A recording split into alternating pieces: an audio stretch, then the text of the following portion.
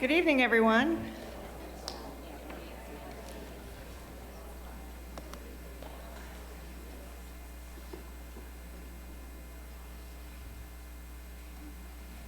I'd like to welcome you to the Wyndham-Raymond School District Board of Directors meeting. Today is Wednesday, April 5th, 2023. We're in the Wyndham High School auditorium, and it is 6:30. May I have a roll call, please? Kate Brooks. Here. Jessica Bridges. Here. Jenny Butler. Here. Jody Carroll. Here. Caitlin Downs. Here. Pete Hensler. Here. Char Jewell. Here. Kate Levier. Christina Small. Here. Al Potter. Here. Thank you. Will you please rise and join me in the Pledge of Allegiance? I pledge allegiance to the flag Of the United States of America and to the republic for which it stands, one nation, under God, indivisible, with liberty and justice for all.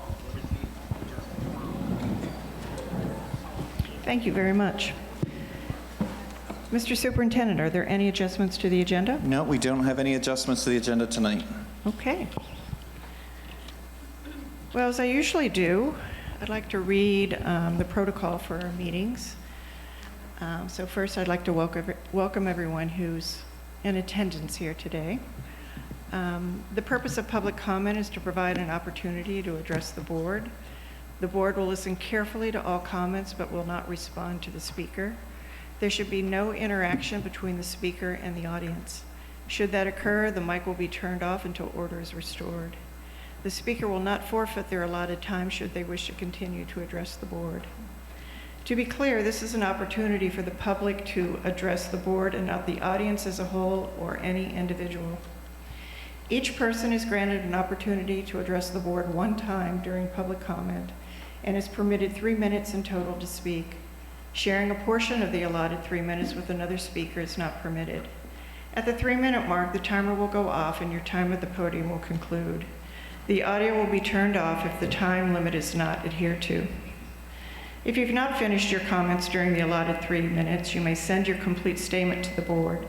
Additionally, if you do not wish to speak publicly, you may submit a written statement to the board for their review. Requests for information or concerns that require further research will be noted and referred to the superintendent for further action. Recording during the meeting is permitted, however, sitting on the stage is not allowed. Speakers are expected to follow rules of common decency, etiquette, and decorum. Please do not interrupt any speaker at the podium. Conversations among the audience should be moved out of the auditorium during the meeting. They are distracting to the board and audience members and are not respectful to those who are speaking. I will stop the proceedings if necessary to allow people to move outside to the hallway if needed. Discussions of matters involving individual students are not permitted during public comment due to the privacy, confidentiality, and due process rights of any RSU 14 students. Also, discussion of any concerns or criticisms of RSU 14 employees is not permitted during public comment due to the privacy, confidentiality, and due process rights of all RSU 14 employees.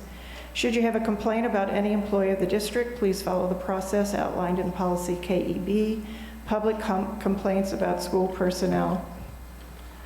Before we begin, you might notice we have 2 microphones this evening, one at the end of each aisle. I will rotate between the 2 of them back and forth for anyone who wishes to address the board. Any student who comes to the podium will not be expected to share their last name if they are uncomfortable to do so. The requirement for adults to share their first and last name and the town they reside in will still remain. That will still be a requirement for all adults to speak before the board. There will be no exceptions. If you are reading a passage from a book, please let us know the title. That would be helpful. Thank you for honoring these guidelines. We welcome you to express your concerns, suggestions, and good news related to the matters of RSU 14. Okay, now we'll begin. Who would like to go first?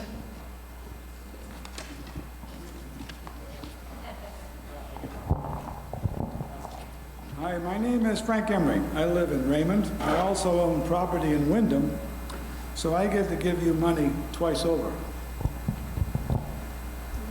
one of our founding fathers said this, and I quote, "Facts are stubborn things." That was John Adams. He was one of the signers of the Declaration, also our second president. But today I went online, and in publicschoolreview.com, I found an article that said for 2023 school year, there are 6 public schools serving 3,127 students in Regional School Unit 14. The district's average testing rank is 4/10, which is the bottom 50% of public schools in Maine. So this makes me wonder, what happened to learning the ABCs? It seems like it's taking second place to porno books in our school libraries. Gee, I wonder if there's a correlation here. Facts are stubborn things. And U.S. News says that RSU 14 has a 50% proficiency reading for reading and a 40% efficiency for math.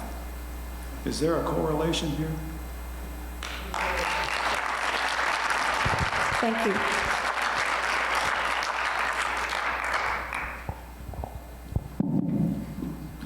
My name is Josh Smeltzer, and I live in Wyndham.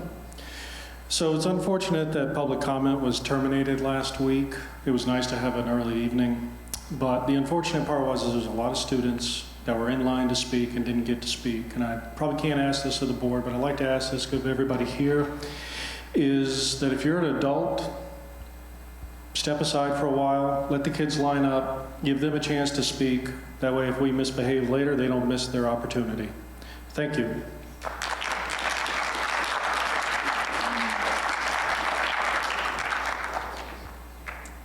Hi, my name is Samantha Patton, and I'm the event director for PowerServe Wyndham. Just want to take a minute and actually just ask everyone on the board as well as here, just take 5 seconds and smile at your neighbor. Take 5 seconds, just intentional eye contact and just smile. PowerServe Wyndham is a one-day event. It's a one-day event where we can come together in neutral ground. The students, the faculty, the staff, the community, the town, and we can serve one another. Over hundreds of volunteers. It's April 22nd. It starts at 8:30 in the morning, and it goes until about 1. We come together at 8:30 in the morning on neutral ground, regardless of your voices, regardless of race and creed and nationality and anything. It's neutral ground to serve the town. We've got projects. Right now, we have a waiting list for our projects. We need volunteers. For every 100 volunteers, we can do 10 projects in the town of Wyndham in one day. Imagine what impact that makes. PowerServe, you go to powerserve.me and you sign up. You can sign up to honor someone else that has made an impact in your life, has been a light in the darkness. It started in 2016 after a loss of a Wyndham High School student of Shane Donnelly. Shane Donnelly was amazing. In spite of what he was going through, in spite of all of everybody's going through, when you smile at one another, the person next to you is going through something. In spite of that, he made sure everyone was seen and was heard. PowerServe is an opportunity where we can all come together and dedicate and honor someone in your life that made you feel that way. And you can help someone else and pay it forward. You go to powerserve.me. We've got flyers in the back, and you can sign up. We are known nationally right now for what divides us. Imagine what we can do in 5 hours on what can unite us in common ground. Thank you. Thank you.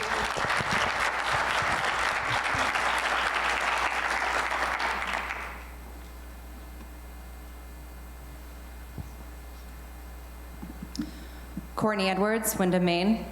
The book I'm about to read out of is the first 11 pages of the book. It's called Lucky by Alice Sebold. He started humping me again, wildly. The base of my spine was crushed into the ground. Glass cut my back and the behind. He kneeled back. "Raise your legs," he said. "Spread them," and I did. My legs were like plastic Barbies, flexible, but he wasn't satisfied. He put a hand on each calf and pressed them out further than I could hold. "Keep them there," he said. He tried again. He worked his fist and grabbed my breast and twisted my nipples with his fingers and lapped them with his tongue. He began to knead his fist into the opening of my vagina, inserted his fingers into it, 3 or 4 at a time. Something tore, and I began to bleed there. I was wet now, and it made him excited. He was intrigued as he worked his whole fist up into my vagina, and he pumped it. He kicked me, and I curled into a ball. "I want a blowjob," he said, his dick in his hand. I've never done it before," I said. "I'm a virgin." "Put it in your mouth." He kneeled before me. Can I put my bra back on? "I want my clothes." I saw his thighs before me, the way they belled out at the knees, the thick muscles and the black hairs, and his flaccid dick. He grabbed my head, put it in his mouth. "Put it in your mouth and suck it," he said. "Like a straw?" I said. "Yeah, like a straw." I took it in my hand. It was small, hot, and clammy. It throbbed involuntarily at my touch. He shoved my head forward and put it in. It touched my tongue, and it tasted like dirty rubber or burnt hair. I sucked hard. "Not like that," he said, and he brought my head away. "Don't you know how to suck a dick?" "No, I told you." I said, "I've never done this before." "Bitch," he said, his penis still limp. He held it with 2 fingers, and he peed on me. Just a little bit acid, wet on my nose and lips. The smell of him, the fruity, heady, nauseating smell, clung to my skin. Now, this is the first 11 pages of this book. Now, some students don't get through the books. We understand that. And I've been criticized for coming up here and taking inserts out of books. And I understand that that can be very misleading. And I know books can be rounded out to be, have a great ending. But does this really justify cherry picking? How can this justify cherry picking? Courtney. You're welcome.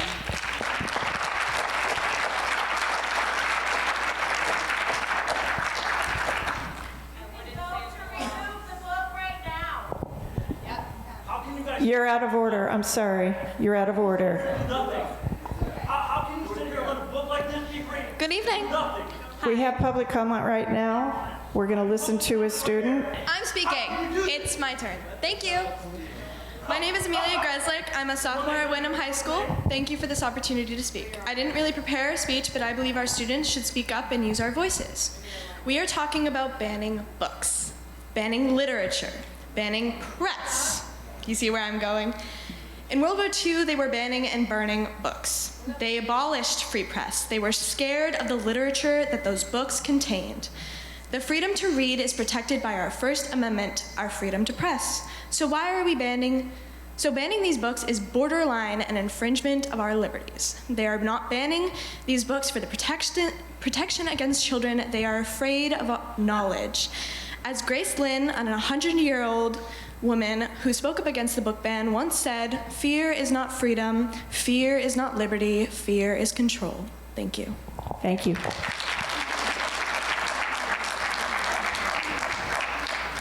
So hi, my name is Zach Eklund. I'm in Wyndham. So first, I want to address Jeannie. How's your finger feeling? You're okay? You feeling okay? Can't acknowledge it? How can we sit here and listen to this child pornography, right? It's not book banning. Let's be real, guys. It's not book banning, right? This is removing a book from the school and putting it in the public library. Go ahead, do it, right? This isn't book banning. This isn't addressing a First Amendment. This is doing what's right. Chris, right? We have many common friends. In fact, you have 3 children, correct? 3 boys? Your boys were raised respected, right? They're respected within their community, they're respected in their school, in their college, correct? You and your wife raised your kids with morals and standards. All we are asking from you, Chris, you, is to have morals and standards in this community. That's all we are asking for. You guys, this is not conservative, Republican, Democratic, liberal is irrelevant. This is child pornography. I work for a huge medical company. I read the book when the largest community meeting we had, asking if this would be appropriate. This is a very liberal company that I work for. Every single one said, I would be infuriated if my kids brought this home. Guys, we're not asking for much. And I truly understand reading books, ripping books up, having a kid come up here on Fox News isn't the way, probably it wasn't settled right? But the message needs to be heard. And Chris, this falls on you. The blood of our children are on your hands. Your hand, Chris. And I'm not giving up. It doesn't have to happen just at the school board meeting, Chris. I promise you that we will do this together as a community. We will do this as a community, right? And also, a specific employee. Also, I think we also needs to address the action by one of the school member boards walking off the stage last week needs to be addressed to the community. Right? We can't sit there. Again, morals and ethical standards. That's all we're asking for. Stop talking, please. That's all. Is this too much? Is this too much? Guys, for real, is this too much to ask for? Is it? No. Like, do you not think it's embarrassing not to be able to address this, Jeannie? Father Tim? You think he would be great? I'm going to go to church to St. Anne's on Sunday and read this on Easter Sunday. Do you think this is appropriate to talk about I have pussy lined up? Come on, Kate, you know this isn't appropriate. All of you guys know this is not appropriate. Caitlin, right? I talked to one of your great friends 2 doors down. Thank you very much. Your time has concluded.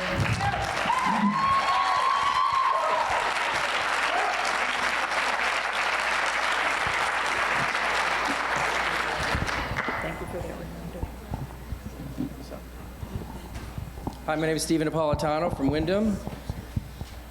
Through several emails and public comment, I've asked both our superintendent and chair about what Chris said regarding authority to expedite dangerous materials. This discussion took place in March 2022 before the current IJJ policy was officially revised. Sir, if this is a complaint about the superintendent? This was a public comment in Raymond at a school board meeting that I'm talking about. I'm not talking about anything else. This happened publicly. Okay, may I have my time back, please? You were paused. Thank you, I appreciate that. My comments around, this is what, after several attempts, I got the superintendent to finally answer me. He said, my comments around expediting were related to materials that would be deemed illegal and immoral in a school library.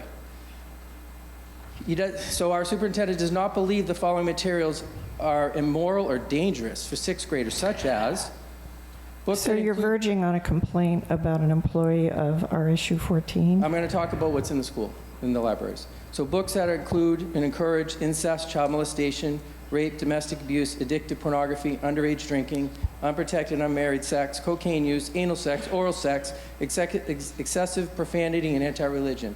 I recently attended a Bonnie Eagle school board meeting. The chair was respectful, knowledgeable, and grateful for public comment.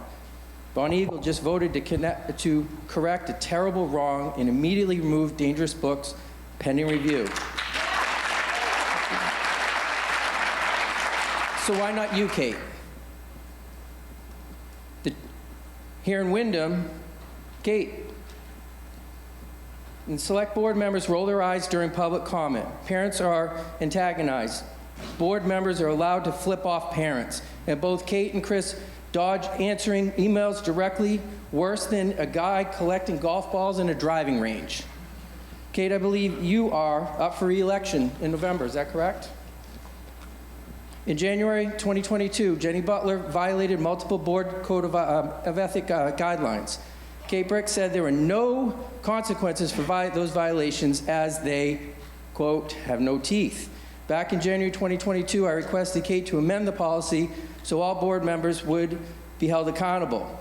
As the acting chair, you continue to take no action to fix those code of ethics policies. It is obvious, Kate, you want to protect your friend Jenny, and you are in charge of this board, and you control what goes on the agenda. I ask you again to immediately fix this policy.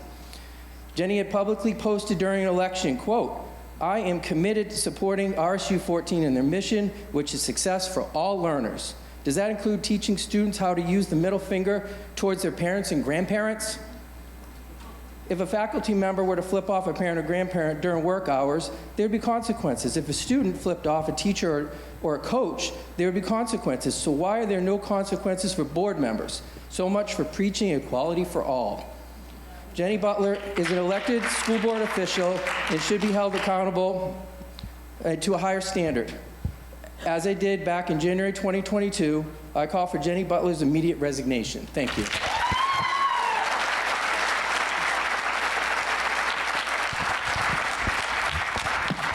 Hi there. Hello. Hi, my name is Lachlan Postvanderberg, and I am a resident and a member of Wyndham High School. As a person who's grown up in Wyndham their entire life, If you could address the board, that would be great. Oh, sorry. I've lived in Wyndham my entire childhood, and I never thought that all of this would be coming to my own school. I thought, no way this could ever reach my school. I urge everyone to please stop with the hate and the fighting. It's not right. We are all a part of the same community. I wish that we can all leave this auditorium, leaving this behind, and still loving one another, and not holding these grudges or saying these horrible things about each other. Thank you. Thank you.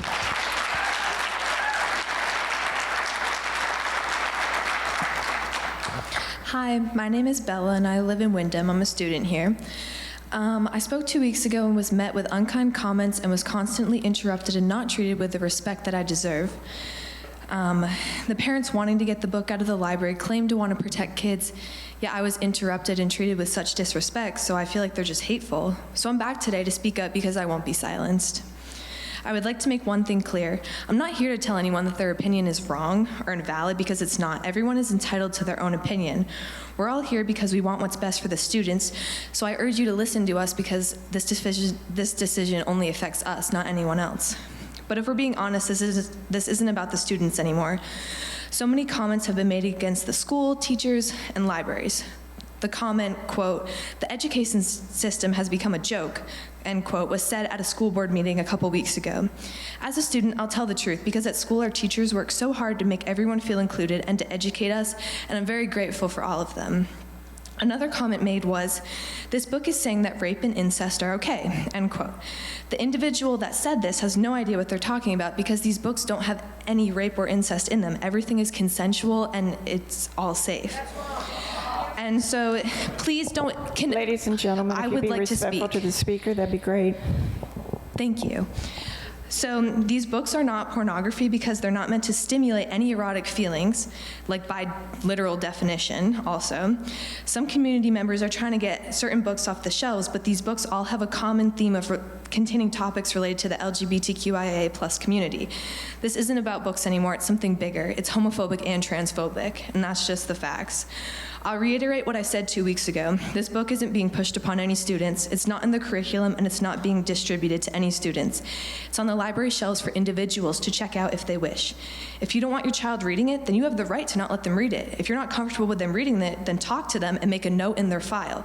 Don't try and take away this book for everyone. You don't have the right to dictate what I read. My parents have the right to decide what I can and can't do, not you. I strongly believe that finding yourself in a book is important to students. Having this book available for students shows that they're not alone and can relate to a piece of educational literature. Pride flags and gender identity posters make students feel welcome and safe coming to school. They don't feel like they have to hide, like they'll be harassed or assaulted. I know that it's a safe place for them, for all of us to be themselves.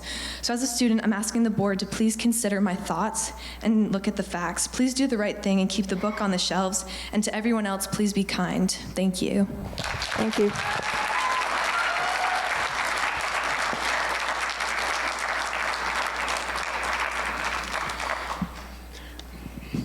Sorry. My name's Scott McDonald, and I'm a former Wyndham High School student.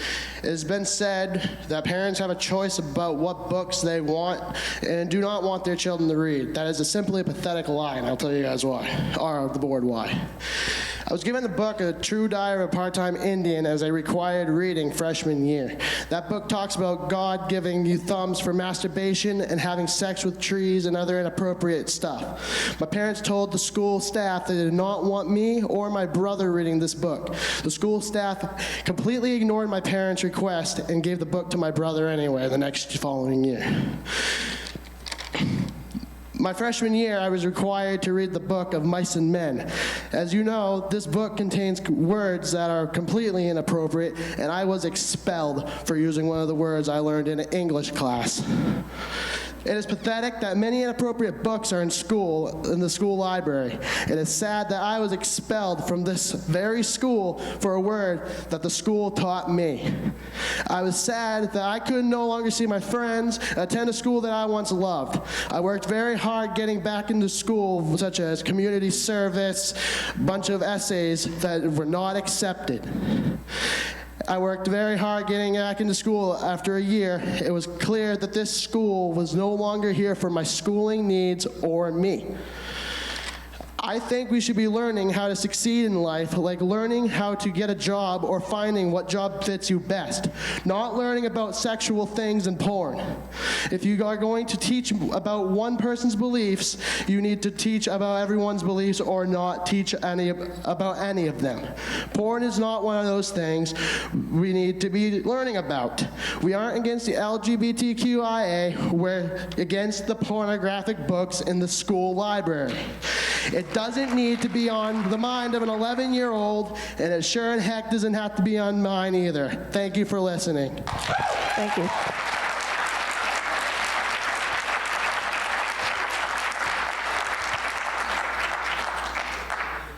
Courtney Post-Vanderberg, Wyndham resident, educator here, and youth leader at St. Anne's. I just wanted to share some good news. Al Potter, right up there, was recognized as the Wyndham High School resident of the Main Principals Award at the banquet in Bangor last Saturday. So congratulations, Al.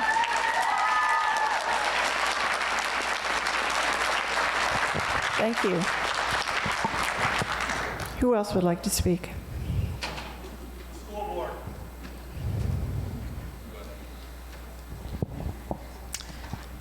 Kate Turpin, resident of Wyndham and sponsor of a scholarship. I'd like to speak to you today about the pride flag and provide some education about the symbol of the LGBTQIA+ community.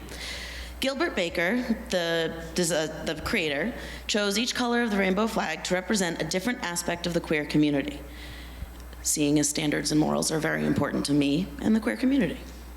Red represents life. We seek to celebrate the lives of LGBT folks and to encourage them to keep living to the fullest.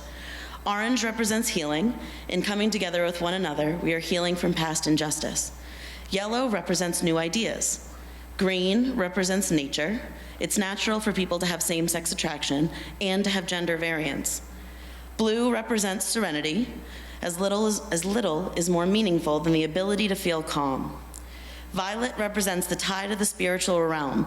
Those with a deep connection to their gender and sexuality can describe such as a spiritual transformation.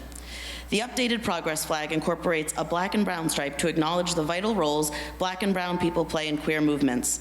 There is also representation of transgender folks, a white, blue, pink stripe to affirm their community and show awareness for their continued marginalization. I'd like to end with a quote from Baker himself. Our job as gay people was to come out, to be visible, to live in the truth. As I say, to get out of a lie. Books like Genderqueer and Nick and Charlie help kids live in the truth. Thank you. Thank you.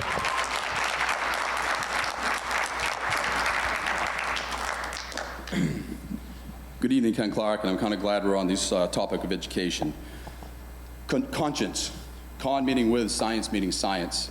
I want to know if you guys are making your decisions with conscience or emotions.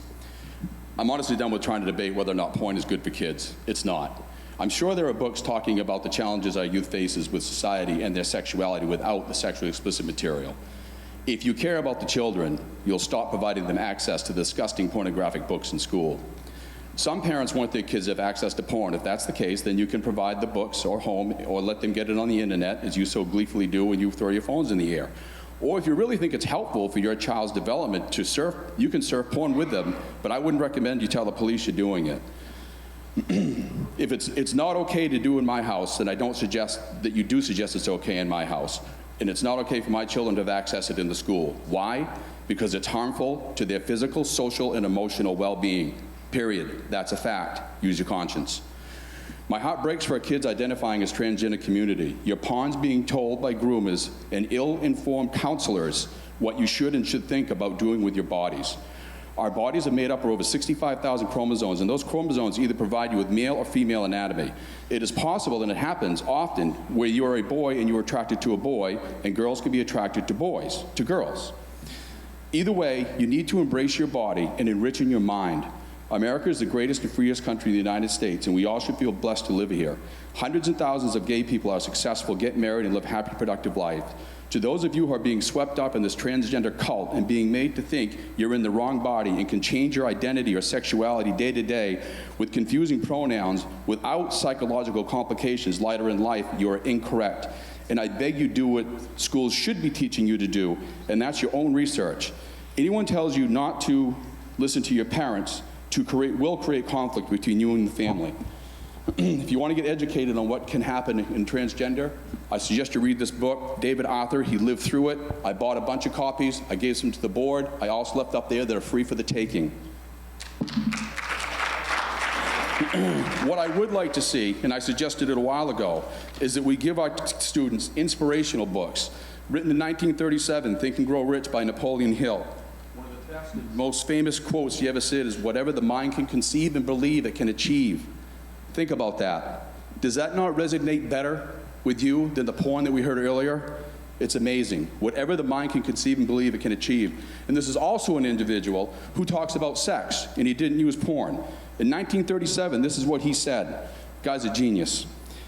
See, my eyes are terrible. Do what I can do here. Every intelligent person knows the stimulation in excess through alcohol drink, and narcotics is a form of intemperance. Thank you, sir. Which destroys the vital. Appreciate your time. I just want to say respectfully, Kate, I've asked you questions through email for the last month. I appreciate your time. But you Thank have you not very answered much. them. So you're setting a double standard. Sir, your time is up. But what about the questions? Your time I'm is asking up. for fair respect. Sir, your time is up. Yours should be.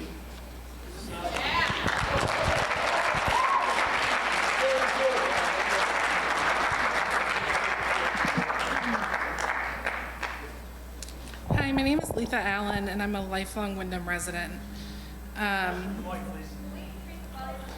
First, I'd like to thank the school board, educators, and faculty of RSU 14. More often than not, your job is thankless and exhausting. You spend more time some days with these children than their own parents do. You support, encourage, hold accountable, mediate, and counsel these children, all while educating and getting paid peanuts to do so. The last several meetings, words like disgusting, gross, inappropriate, and deplorable have been thrown out describing the books being challenged. At the meeting on March 22nd, there was a speaker who does not live in the district, does not have children in the district, and does not pay taxes in the district, named David Arthur Kendall. I didn't know it at the time, and I'm sure a few other people did as well, but he is a lifetime registrant on the sex offender registry because of the crimes he was convicted of that involved a child or children under the age of 14. Let's talk about inappropriate, gross, deplorable. This man was invited by members of the community to speak at a meeting in a school with minor children present. I do not understand why we are wasting everyone's time debating about what some deem as inappropriate literature that you could easily restrict your child from checking out, but it's no problem. It's absolutely okay to invite an actual child predator, a convicted child predator, to a school with minor children present. Finally, I think every single person here can agree on at least one thing. Parenting is freaking hard. I go out on a limb and say it's the hardest thing some of us will ever have to do. I know so far for me it has been. But with parenting comes the hard, uncomfortable conversations. I wonder how many parents have sat down with their children to ask their opinions on these books. Do they even care? Is it even something that crosses their mind? And are we having these debates week in and week out when it's something our kids could care less about? Thank you. Thank you.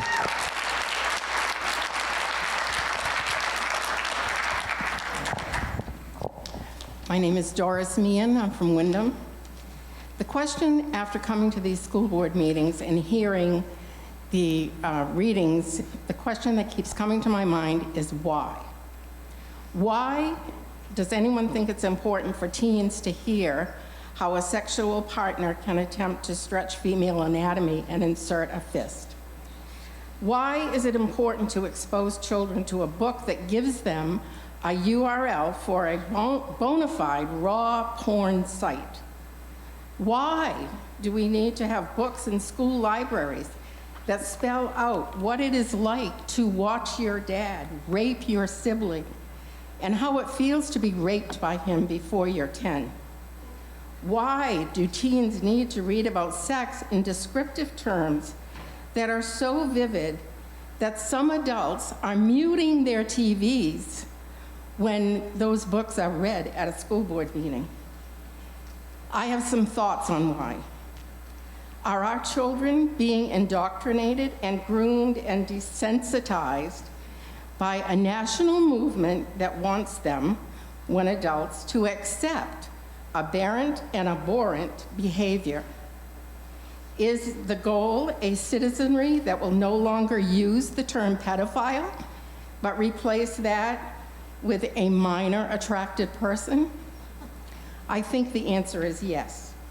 This national movement wants people to accept and abide by the beliefs of organizations such as NAMBLA, the North American Man-Boy Love Association, a pedophile group that advocates adult sexual behavior with male children and wants the age of consent for sex between adults and children to disappear. It wants pornography to be just normal. Some claim that these books benefit the LGBT students, but there have been at least 3 adults from the LGBT community, all aged beyond full brain development, who have testified at this microphone that that is absolutely not true.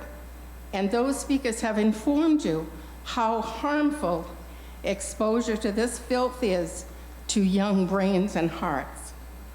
I say let's allow RSU 14 to be a leader in protecting, not harming, our young people. Thank you.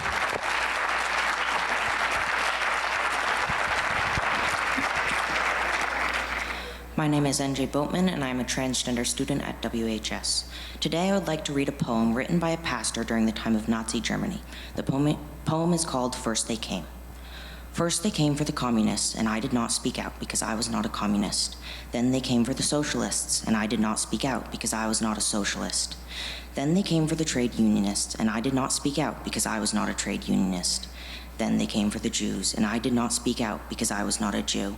Then they came for me, and there was no one left to speak out for me. No matter what side you believe, it is hard to miss the meaning of this poem. For those who can't see it, I won't bother explaining. It is not my job to educate you. And I have learned that no matter how many facts and statistics you present to someone, it will not change a mind that has already been made up. And unlike some people in this room, I am not here to try and convince you of my beliefs. My community is currently facing genocide in this country, and no, that is not an exaggeration. I am 16 years old, and I am fighting for my life and for my right to exist.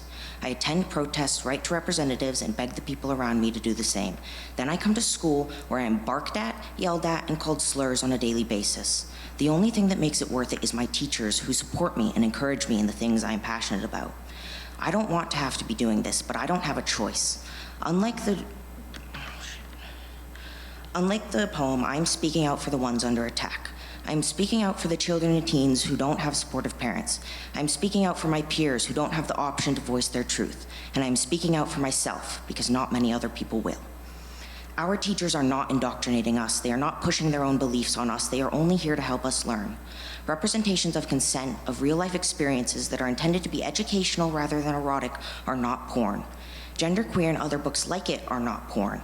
And although some in this room scream and yell about pornography, indoctrination, and grooming, I stand before you, calm, respectful, collected, with a simple message.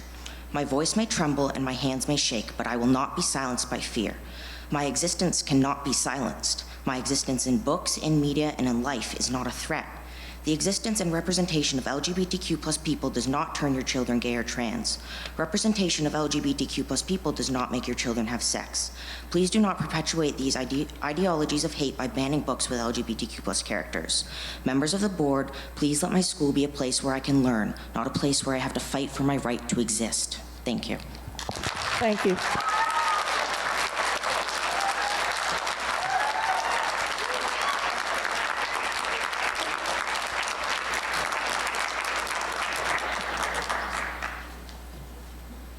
My name is Danny Davis and I'm from Wyndham, and I would like to finish where I left off last week. We know the award committee information was withheld, and I say this all because we also know on the book challenge committee, a member previously expressed they believed the book belongs in the library. The policy states the committee should generally be neutral. How can we trust the book challenge committee selection process? The RSU 14 IJJ process is a failure, and I'm worried the direction the district is going in and the future for its young kids when ethics and integrity don't seem to be factoring in anymore. When leadership will turn a blind eye on child sexual abuse and lacks integrity and ethics, how can we trust that our children are being put first? And I want to pivot now, and I think it's great to follow Doris. I want to pivot to the fact that our schools are being indoctrinated and there's an agenda to push child sexualization, gender studies, and critical race theory in our schools and on our youth. It can be disguised as inclusion, tolerance, diversity, and in the social emotional learning curriculum. Some books that have been read are a clear example of child sexualization and some of gender studies. SEL does encompass some good stuff, but no matter the size of the portion of the bad, it always outweighs the good. All good or nothing. Some staff, they just put their heads down and keep quiet so they can stay for the kids, and others have already left because of the new requirements. But what if we don't change the leadership in RSU 14? Leaders will continue to implement child sexualization and gender studies through the social emotional learning curriculum. Is it because they are pro-child sexualization? Is it because they care more about the funding they receive than they do the kids? Because they do receive funds for implementing the agenda through social emotional learning. And as part of the research and development of SEL, they pump invasive, inappropriate, and irrelevant surveys to our children, asking things such as, which of the following best describes you? Choices are heterosexual, gay or lesbian, bisexual, I describe my sexual identity some other way, I'm not sure about my identity, questioning, I don't know what this question is asking. Others include, how old were you when you had sex for the first time during your life? With whom have you had sexual contact? Have you had oral sex? The last time you had sexual intercourse, how many years younger or older than you was your partner during your life? With how many people have you had sexual intercourse? During the last 3 months, how many people did you, during the last 3 months, how many people did you have sexual intercourse with? And did you drink alcohol or use drugs before you had sexual intercourse the last time? Are these surveys truly being sold to curriculum creators? What do these topics have to do with the academic curriculum? We need new leaders who will not allow the agenda which pushes child sexualization and gender studies in our schools. And I just want to thank everybody for being here and listening. Thank you.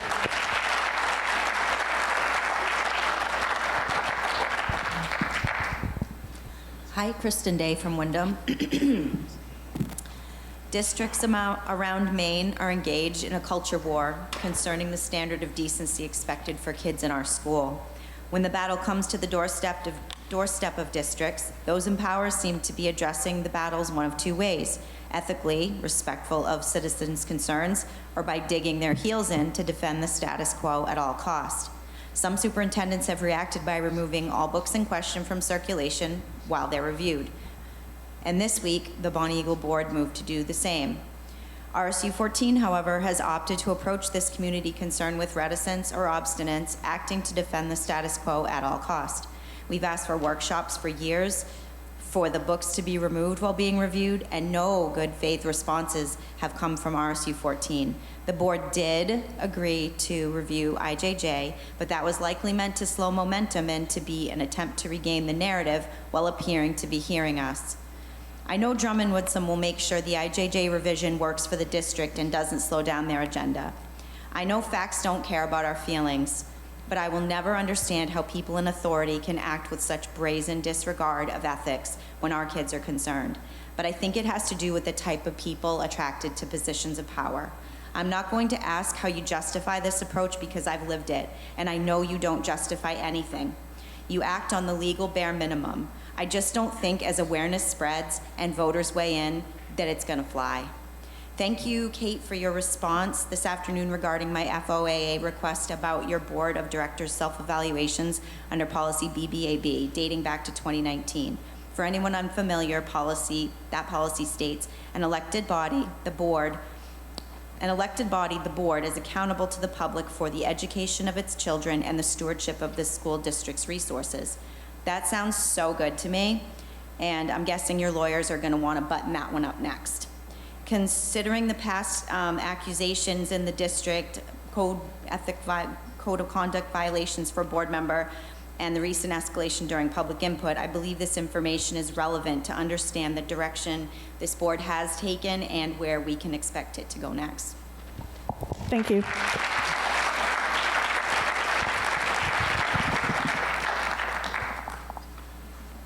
What's up, guys? My name is Ewan O'Shea. How's it going? I'm from Wyndham. So, a skilled author is always proficient at sending a message. A great example of this is Night by Elie Wiesel, which I read in the 8th grade last year. Don't mind if I butchered that name. I'm sorry. I apologize. For those who don't know, Night is a memoir recounting Ellie's personal experience of the events of the Holocaust. It sheds light on the event and it establishes the fact that the Holocaust existed very well, so we do not repeat it again. Books like these, ones with mature, heavy topics, are tangible reminders that these things have happened and can happen in the future. The same goes with the books discussed here. They are not written to corrupt our minds and force us to replicate the behavior depicted in the book. They are written to do the exact opposite. These books are here to give us wisdom, to grab our hearts and make us recognize and sympathize with the people within those pages. They do not make us wish to replicate that behavior because our parents already know how to teach us what morality is, what is right and what is wrong, what it is and isn't acceptable. Your job as adults is to give us your wisdom through experience, personal or not. Our job as kids, as students, is to offer different perspectives that you may not have thought of or considered, given the rapidly changing world we are growing up in. If you refuse to give us this wisdom we not only want but also deserve, then we will find it elsewhere, and there is very little that you can do to stop us. Thank you.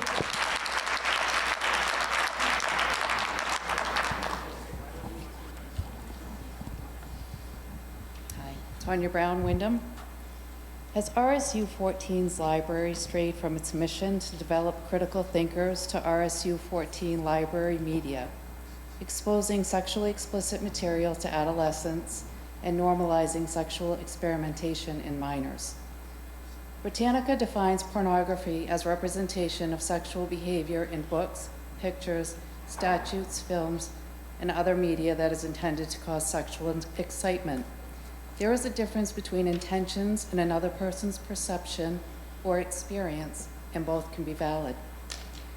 PubMed published a study in 2020 showing sexually explicit media exposure during early adolescence predicted early sexual debut, unsafe sex, multiple sexual partners, and risky sexual behavior, which also had a significant relationship with risky sexual behavior in the emerging adulthood. A study from Psychology Today reported boys who were exposed to sexually explicit media were 3 times more likely to engage in oral sex and intercourse 2 years after exposure than non-exposed boys. Young girls exposed to sexual content in the media were twice as likely to engage in oral sex and 1.5 times more likely to have intercourse. Research shows that children who have sex by the age of 13 are more likely to have multiple sexual partners, engage in frequent intercourse, have unprotected sex, and use drugs or alcohol before sex. A study by Dr. Jennings Bryant, more than 66% of boys and 40% of girls reporting wanting to try some of the sexual behaviors they saw in the media, and by high school many had done so, which increases the risk of sexually transmitted diseases and unwanted pregnancies. Not every child who's exposed to sexual content will struggle with a mental health disorder, but research shows that early exposure to pornography is a risk factor for sex addictions and other intimacy disorders. According to some studies, early exposure by age 14 to pornography and other explicit material may increase the risk of a child becoming a victim of sexual violence or acting out sexually against another child. This is not an inclusion issue or a debate. This is a real community concern on what the long-term effects may be if RSU 14 continues exposing sexually explicit materials to adolescents and normalizing sexual experimentation in minors. It is disappointing to come here almost 2 years later and see that we still don't have any code of ethics being enforced, and that Jenny Butler has been allowed to flip the bird to parents and students without any consequences. Isn't it time that we start building a bridge, acknowledge the concerns of the families in the community who care enough to show up week after week? Thank you. Thank you.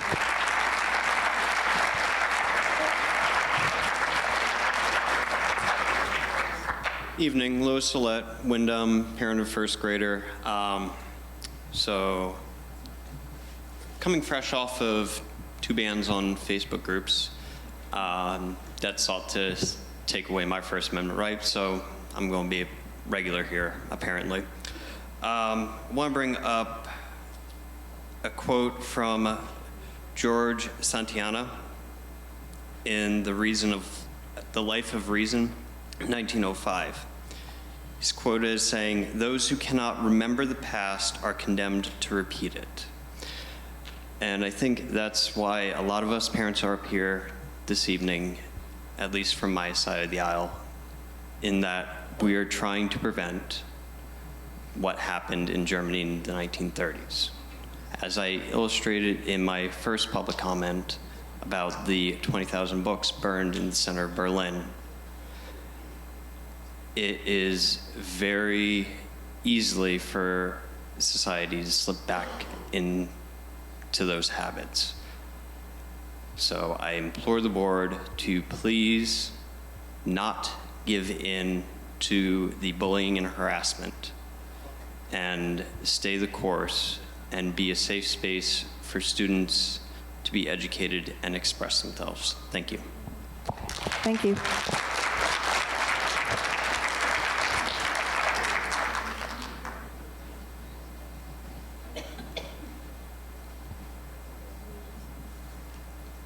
Hello, my name is April O'Shea. I'm a resident of Wyndham. I'm an aunt of a transgender kid. I want to thank the board for listening to everyone's concerns on the issue. Our community is divided by what is deemed offensive.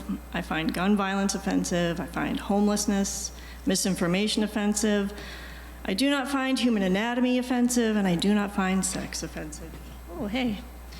The religious stigma over sex in our bodies must stop. Our teens are having sex. Statistics say between 30 to 70%, depending on the high school grade level. I believe in providing our high schoolers with salient information about sex education and relationships that helps them make sound decisions and keeps them safe. The argument to ban books like Genderqueer, that was pointed out here, that several pages in the book were considered pornographic by people, even though we've established that the author's intent wasn't to titillate or we could use the same lens to look at a book like the Bible, perhaps. I could cite verse after verse about murder, rape, incest, sodomy, but I'm sure I would be just told that I'm cherry picking the bad stuff out of that. I couldn't bring up the Crusades or the Inquisition or the witch hysteria of the 17th century New England, all brought to you by the Bible.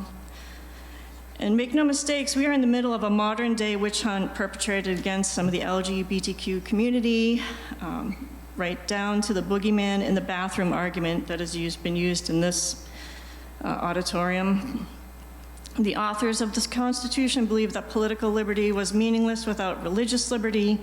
The Establishment Clause states that Congress shall make no law regarding the establishment of religion, yet religion is infecting our government, rolling back progress made toward equal protection under the law for all. One cannot pursue life, liberty, and happiness when one subset of the population is dictating what is appropriate and illegal, and yet it's happening more every day. A public school that caters to the demands of the citizens who base their grievances on religious dogma should be in violation of the Constitution. Please don't conflate religion and morality, as they are not always on the same page. Thank you. Thank you.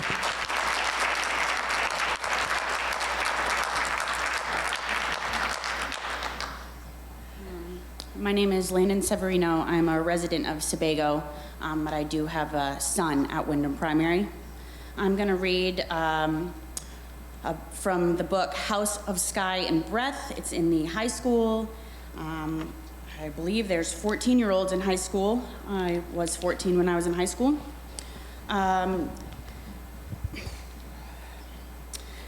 Let me see your face, he breathed, sliding a hand between her legs. Never, she said, and Ruin didn't care, not as his fingers slicked through her soaked sex, utterly ready for him. He spread her knees and knelt between them, dragged his tongue up her center. He bucked, like his cock had a mind of its own, like it needed to be in her, or it was going to fucking erupt right there. Ruin fisted himself, pumping slowly as he licked her again. He slipped a finger into her, finding her mind melting. Please, she said, and he hissed as her fingers wrapped around his cock and guided him to her entrance. I just can't even fathom the discussion that we're having. What did I just read? It's just not for public school, and if you want to read it outside of school, then that is between you and your parents. But this is a public school. This is children. I can't even fathom that this is an argument right now, and my heart hurts for anybody here who feels like they're not being represented. But that's porn. Fisting and bucking, and that is just straight porn. There's no other way around it. Please listen to us parents who are, I'm shaking just reading it. We're concerned. It's concerning. Thank you.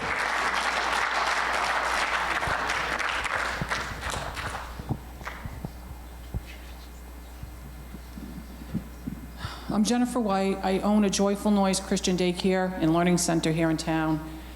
And I have to say, I'm just totally disgusted. Totally disgusted. I cannot believe that we have come here week after week after week when Bonnie Eagle can have a meeting and they can make a decision and remove 10 books like that and remove them and ask the superintendent to review them. I think that is much more efficient. So this whole IJJ thing, in my opinion, is a stall tactic, okay?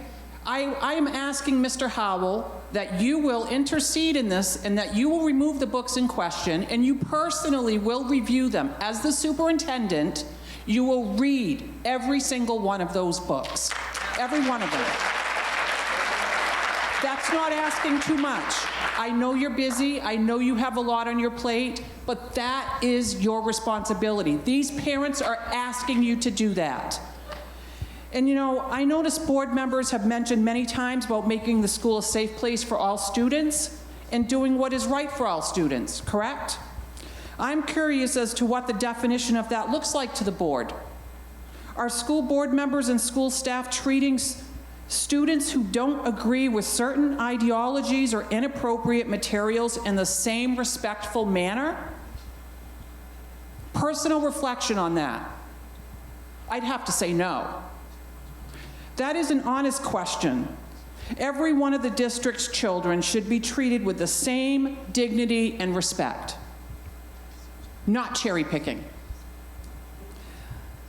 Unfortunately, there is an underlying tone of this showing through to the community at large. It is inappropriate to force children to use learning materials at school that go against their conscience and expose them to topics that they consider immoral or they are not mentally ready for. Not every child is having sex, okay?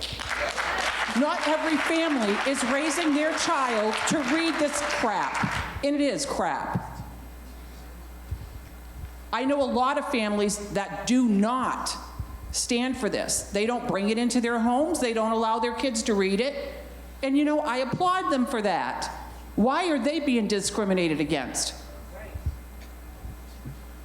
Are those children given respectful and thoughtful consideration in all of this?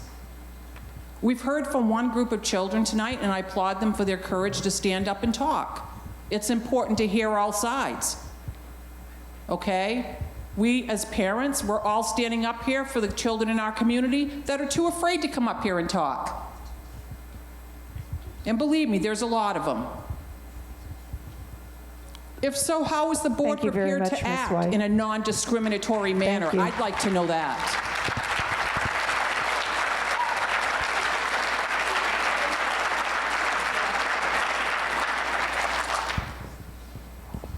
Hi, my name's Lynn Butterfield from Raymond. There's really only one thing that should be done right now, that is remove all books in question from the library, and that includes the ones you don't even know about yet. Form a committee. This committee should consist of 4 or 5 adult community members and 4 or 5 staff members, and not the librarians. Those are the ones that put the books in the library to begin with. Both sides need to be unbiased and be able to compromise and hear both sides. This committee will pick one book and everyone reads or listens to that book. Each week or 2, do a Zoom meeting or an actual meeting with committee members, whichever is easiest for everyone. Discuss the book and vote on whether it stays or goes. On to the next book. I literally just laid that out for you. Your job is done. The IJJ policy is not being followed except when it's convenient, nor is it effective or complete to continue with that process. This policy needs to either be edited or rewritten entirely. Until that is done, the committee does the work on the book issues that gives the community input, as well as so that way no one feels left out and everybody has their input on the books. This idea has been repeated several times, and yet here we are again. We are going to keep coming to these meetings, and I'm sure we all want to stop talking about it, but yet here we are still. It's common sense. Just give us the ability to work together, get past this part, and it's really okay to ask for help. This is a huge undertaking. And Jenny Butler, please submit your resignation.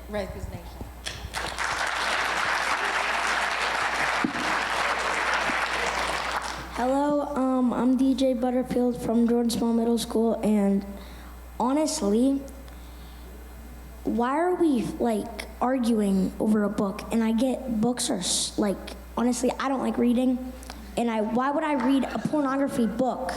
Go out of my way to check it out and ask, and just ask for all that? Why? I have an iPad, a phone. Well, whatever. But the point is, why are you giving these out to kids? They're kids. They're kids. Let their parents teach them or something. Tell them, not the teachers. It's ridiculous.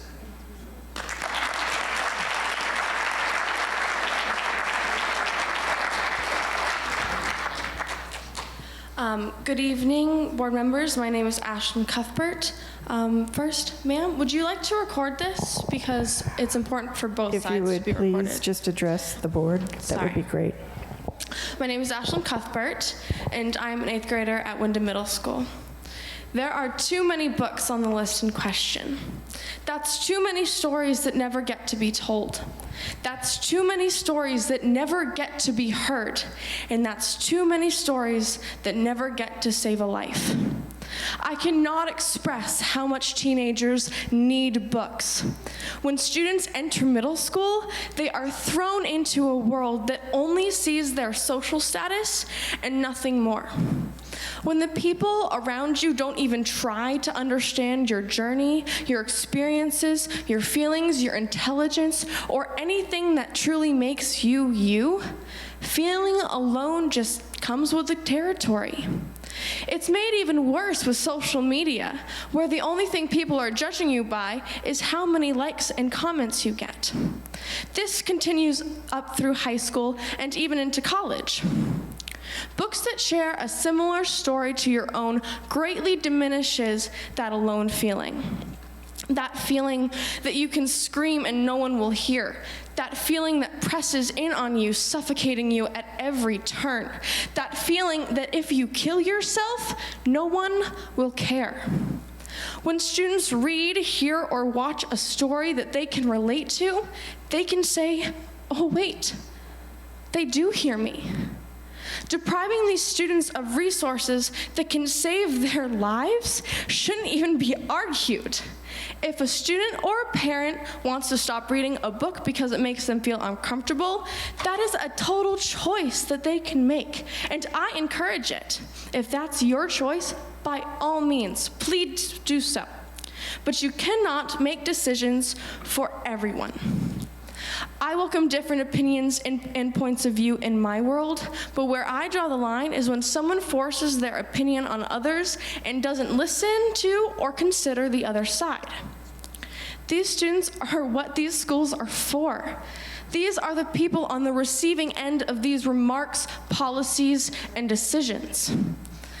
I really don't know what else to say aside from please allow students to be your main priority, because in the end, that's who this decision is affecting.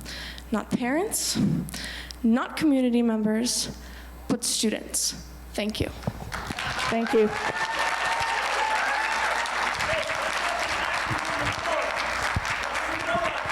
Anybody else wish to speak?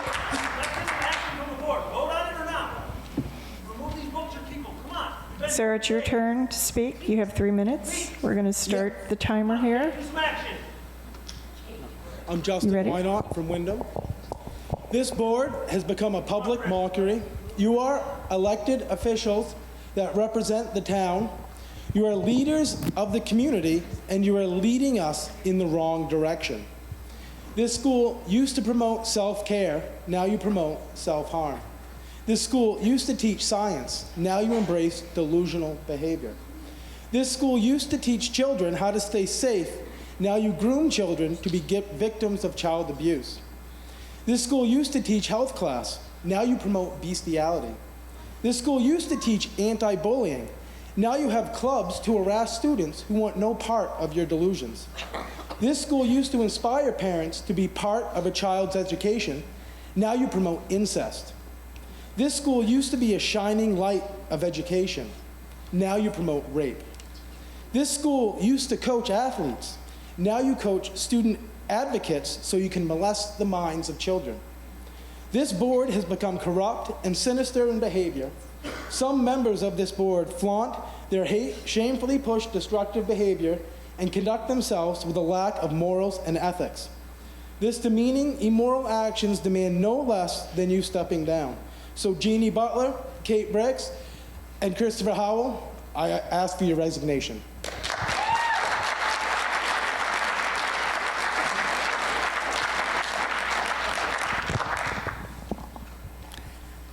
I'm not asking for your resignation. I wouldn't want your job. Ladies and gentlemen, my name is Crystal Ash Cuthbert. I live here in Wyndham. Several weeks now at school board meetings, members of our community are suggesting the Bibles be passed out to students in our school system. And I just want to remind the board that the first clause of the United States Constitution says that Congress shall make no laws respecting any established religion. The idea that government agencies should remain neutral toward all religions and not officially recognize or favor any one religion was a cornerstone of our forefathers as they embarked on a new form of government over 220 years ago. While it became quite obvious over the last several weeks with public comments about Bibles and bathrooms that underlying fears are much more than about books. The Second Amendment of the Library Bill of Rights states that libraries should provide materials and information presenting all viewpoints on current and historical issues. Materials should not be prescribed or removed because of partisan or doctrinal disapproval. Additionally, the hypocrisy of suggesting that all students need to be protected and cared for while at the same time encouraging our citizens to vote down the school budget is beyond belief. Not giving our schools the funds needed to adequately educate children is horrifying. I will be voting for this year's school budget because that is what's in the best interest of our community. And I ask all the citizens of Windham and Raymond to do the same. I will remind the board that this school district has 2 policies in place that address parental concerns brought forward over the past several months. The first one defines how to formally challenge the appropriateness of a book. The second one allows any parent to opt out of their own child reading a particular book based on their family's religious, personal, or moral beliefs. These policies must be continued to be followed. As Jody Picault says, there's absolutely nothing wrong with a parent deciding a certain book is not right for their child, but there is a colossal problem with the parent deciding that no child should be allowed to read a book. Thank you for your time to share my thoughts and your anticipated consideration of them. Thank you.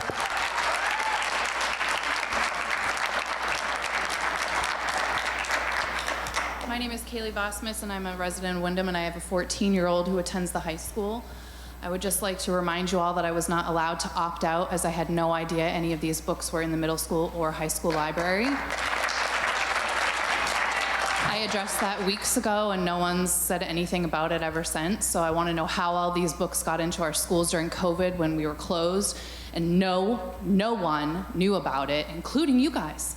Also, just because material that's inappropriate or offensive, or whether it be pornographic or drug, doesn't mean, just because it's available doesn't mean you just hand it over to children. Thank you.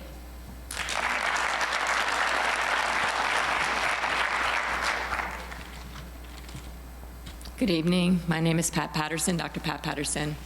I've been a pediatrician and adolescent provider for 35 years now. And this is a very, very challenging subject, and I want to thank the board, the teachers, I want to thank the administration, I want to thank the parents that care so deeply for their kids on both sides of the issue. So it's been hard to listen to, but I hope, and I do feel as a resident of Windham for over 30 years, that we will find a way forward through this.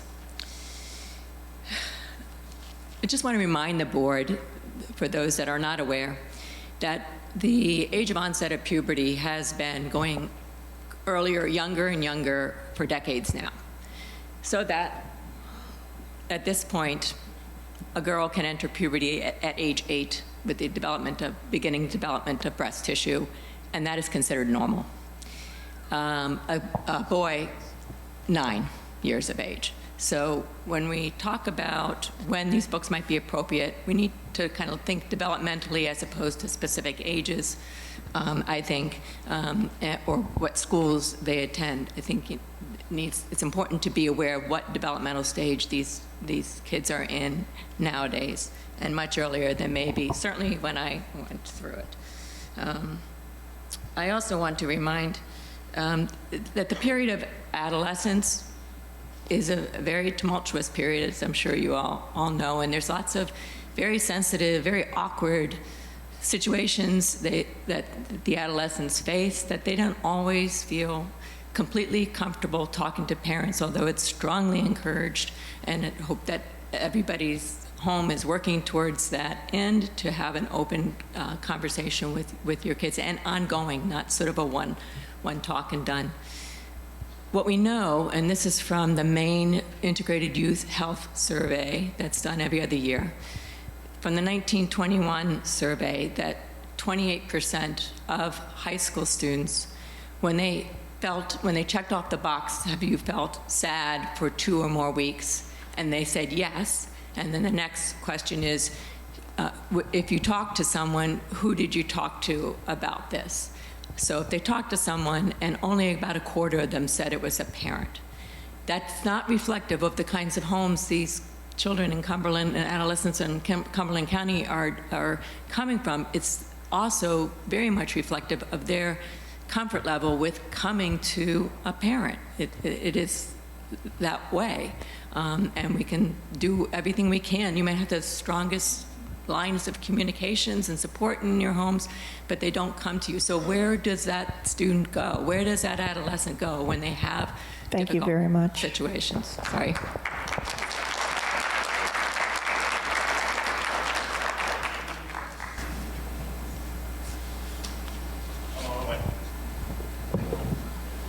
Just wait. Can I go? Good afternoon, evening. My name is Tammy Yates. I'm a resident of Raymond. Obviously, I'm nervous. My oldest child is transgender, has been for 10 years, was born a female, transitioned to male, also detransitioned. And here's a hard fact. Pornography in any book, whether it's an adult book meant for my mind or for my child, is too explicit. I am not asking you to remove books that help people like my daughter. They need to be heard. They have a voice. The suicide rates are astronomical. However, the topics that have been discussed here would not have helped. They would have been explicit. Now, I am not saying don't help. You better help, because they're not going anywhere. They have a voice. We have a voice. We all have a voice.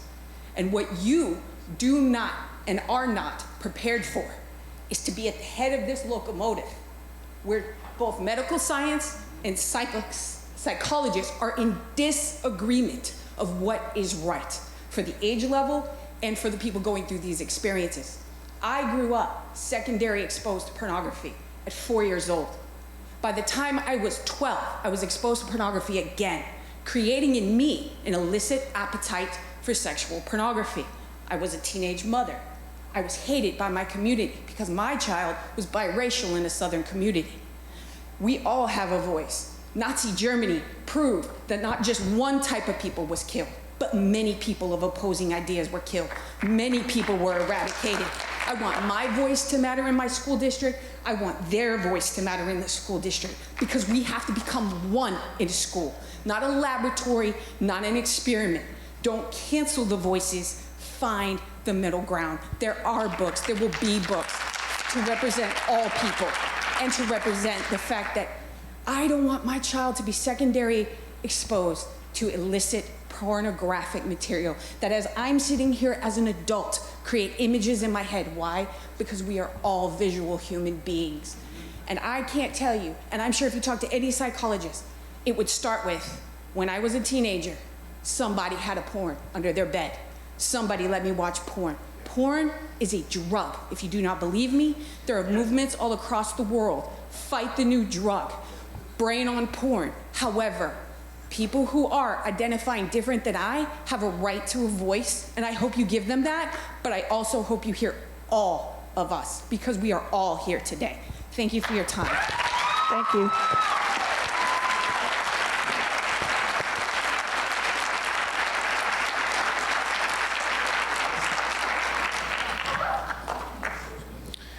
My name is Scott McLean. I'm glad that woman actually just beat me to the microphone, because she kind of took some of my thunder. But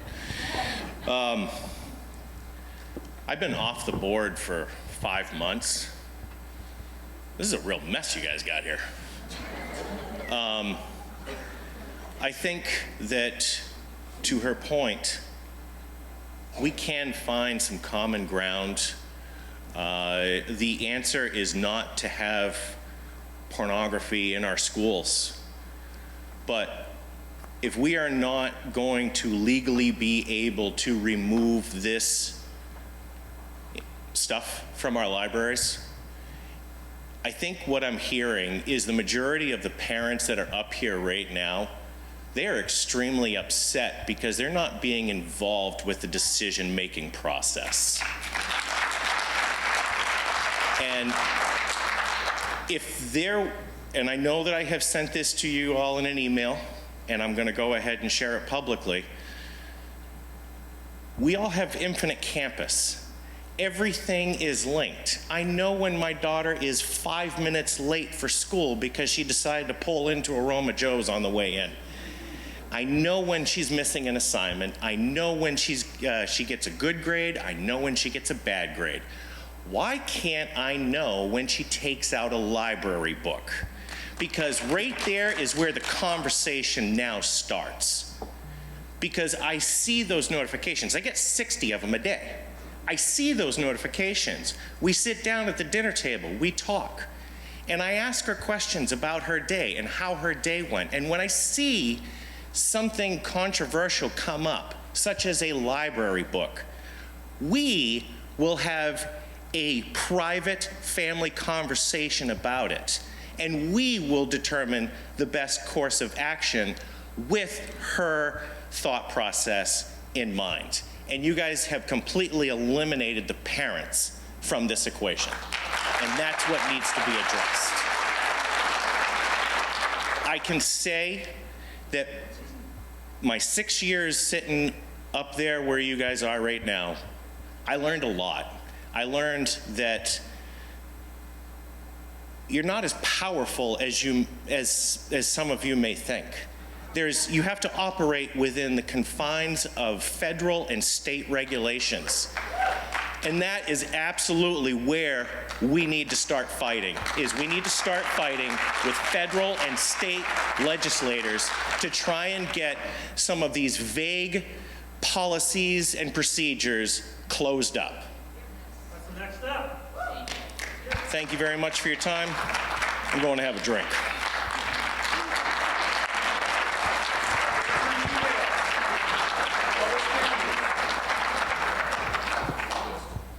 Hello.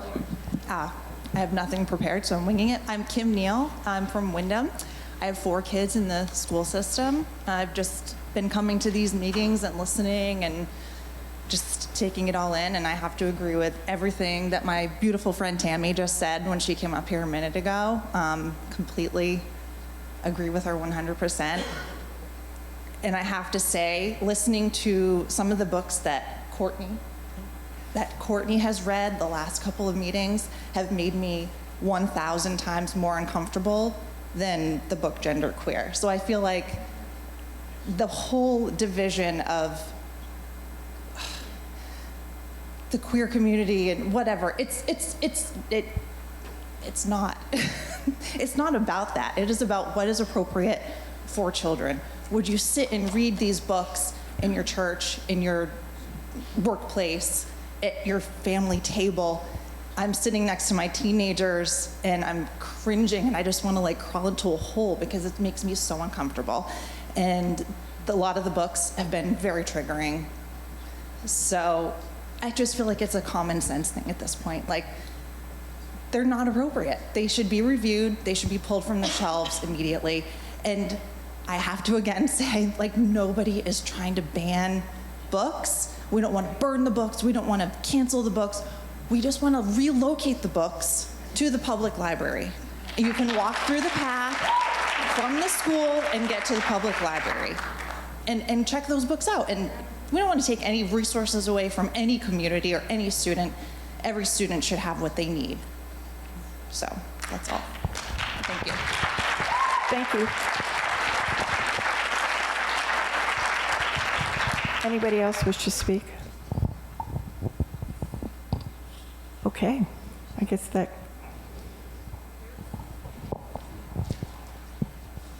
Beth Hall from Wyndham. Bonnie Eagle has taken a stand. I asked repeatedly for Wyndham to be the model. Please be the model for the state. Put us on the map, the direction that we needed to be in. The respectful generation for our children. Bonnie Eagle took the high road, and now we can't lead them. We have to follow. So, at least we have that opportunity, and that's what we should do. Thank you.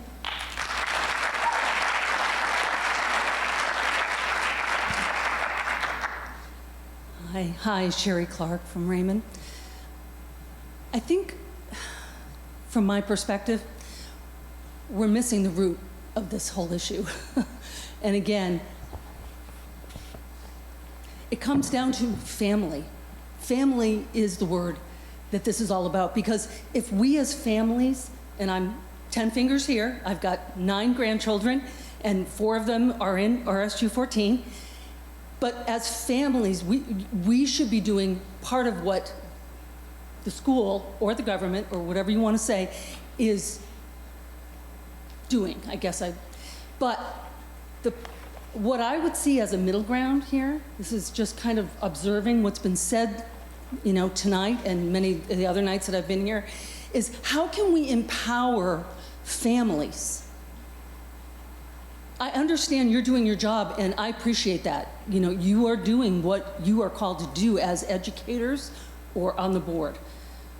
But as families, what are we called to do, and how can we work together as an educational system and as families, not opposing each other, not dividing, you know, us from each other, but how can we work together? I'm sure there's a way if we want to do that, and I believe we do. I believe the majority of people, everyone here, really does want to work together, and I would just say, let's try to explore how we can do that, but specifically respecting families as well as respecting our educators. Thank you.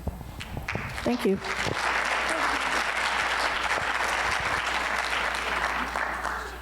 Hi everyone, my name is Jen Greslick. I'm a resident of Wyndham. I've been a parent of Wyndham kids for, gosh, my oldest is 24, so that might make some of you feel old. You remember Mary.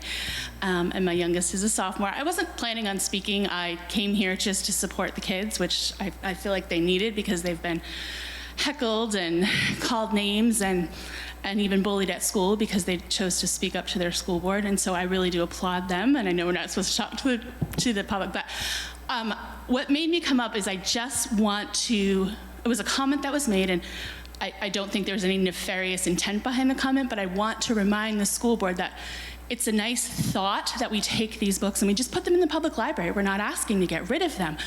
But accessibility is an issue for a lot of kids. A lot of kids don't have an opportunity to go to the public library. They have busing, and that gets them to school and home from school. They don't have an opportunity. If these books only existed in the public library, how would they get to them? The kids that need them, the kids that are lost, who are looking for, you know, that book that makes them feel less alone. If they only exist in the public library, public school kids won't necessarily have access to them. And I realize that's part of the point for some of these people, but accessibility, I urge you when you're thinking about these issues to consider the accessibility for some students and how that can really be an issue for them to find these books. So thank you very much for your time. Oh, and I just want to say thank you very much for all that you've done with this and all that you've done for my children. I think Wyndham's a great place to live. Thanks. Thank you.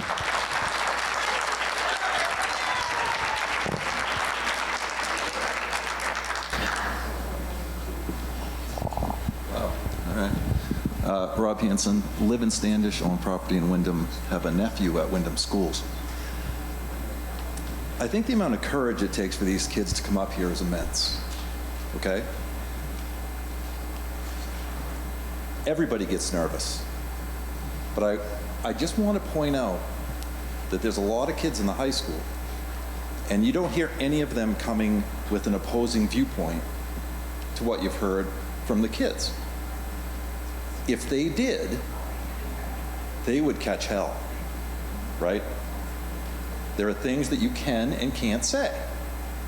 And I just think that the student input's great, but you would have to believe that the students feel 100% the same way, and they don't. But they can't come and say their piece because they're afraid to. And I just hope you consider that. Thank you.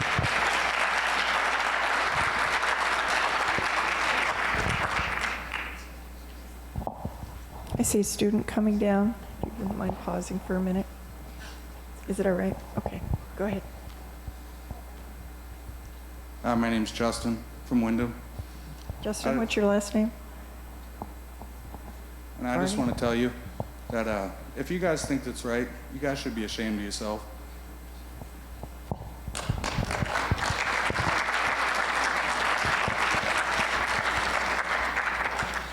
Hi, my name is Victoria Lynn. I'm a senior at the Wyndham High School. I've already pretty much said everything I felt like I need to say a few weeks ago. So I'm here to finish Pat Patterson's thought. She's the one from Maine Med. So basically, if students don't feel comfortable going to their parents, who would they go to? A vital resource for them is the school library. If these students read these books, this may give them the words and the confidence to talk to their parents and family. This can open up the conversation. And again, to echo what somebody said earlier, accessibility is an issue. Even though these books are at the public library, for some people it's very hard to get them. And just to address something else that happened, this is my thoughts now, not hers, just to be clear. The library catalog is on the website. And I know it's really hard to sift through all of that. I have a friend, she can't be here today, she wanted me to recommend Common Sense Media. That's a great resource for people who don't have the time to read every book. So that's all I have to say. Thank you. Thank you for your time. Thank you. Any final public comment? Everybody's tired. It's all right. Everybody. Super nervous. Definitely not prepared to do this. I just want to thank you guys all so much. I can't If you imagine. could say your name and... Oh, I'm sorry. That's all Kate right. Dulesky. I live in Wyndham. I just want to thank you all so much for being up here. I can't imagine what these last few weeks and months have been like for you guys. I can't imagine, the emails that you're receiving and the hatefulness that is being spewed at you, and I'm really sorry for that. When this gentleman just came up, and I know I'm not addressing him specifically, but just, the idea of other children being scared to speak out, I'm scared to speak out right now because I'm an adult. If people are trying to protect our children, then there's kind ways to do that, right? There's thoughtful ways to do that. And I also want to say that I'm a Christian, and that as a Christian, I think that we're supposed to love and care about everybody and not spew hate. That's kind of the point of being a Christian, right? Is to be loving and caring of all people. I think that the gentleman that came up before had a really good idea about maybe letting us know what books, our kids are checking out. I don't know if that would be helpful to people, so that then they could talk to their kids about those books. But there's also the idea of maybe just looking in your kid's book bag and seeing what book they're reading. And then you could talk to them about it over the dinner table too, because it is our responsibility as parents to know what our kids are reading. Finally, I just want to mention that the first thing that was read here, I've not been to one of these meetings before, was, really disturbing, really hard to listen to. It sounded to me like it was about a rape, and the idea that by our kids not reading about rape, we're going to prevent them from being raped is kind of crazy. That's not an appropriate word, that's a mean word to use, not crazy, but just not really thinking it through, right? That's gonna happen to some of our kids, right? So them understanding that's happened to someone else makes them feel safe, right? Just like these other kids are saying. If there's a kid that has been sexually assaulted or has been a victim of incest, knowing that there's other people who have experienced those same things makes them feel safe, and that's just what that made me think of. Thank you for your time, I appreciate it. Thank you.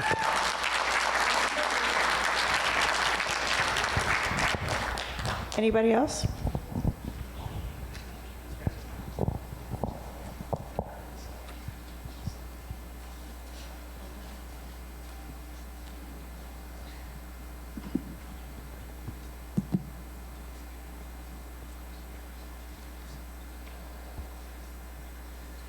My name is Ken Anderson. I'm from Wyndham.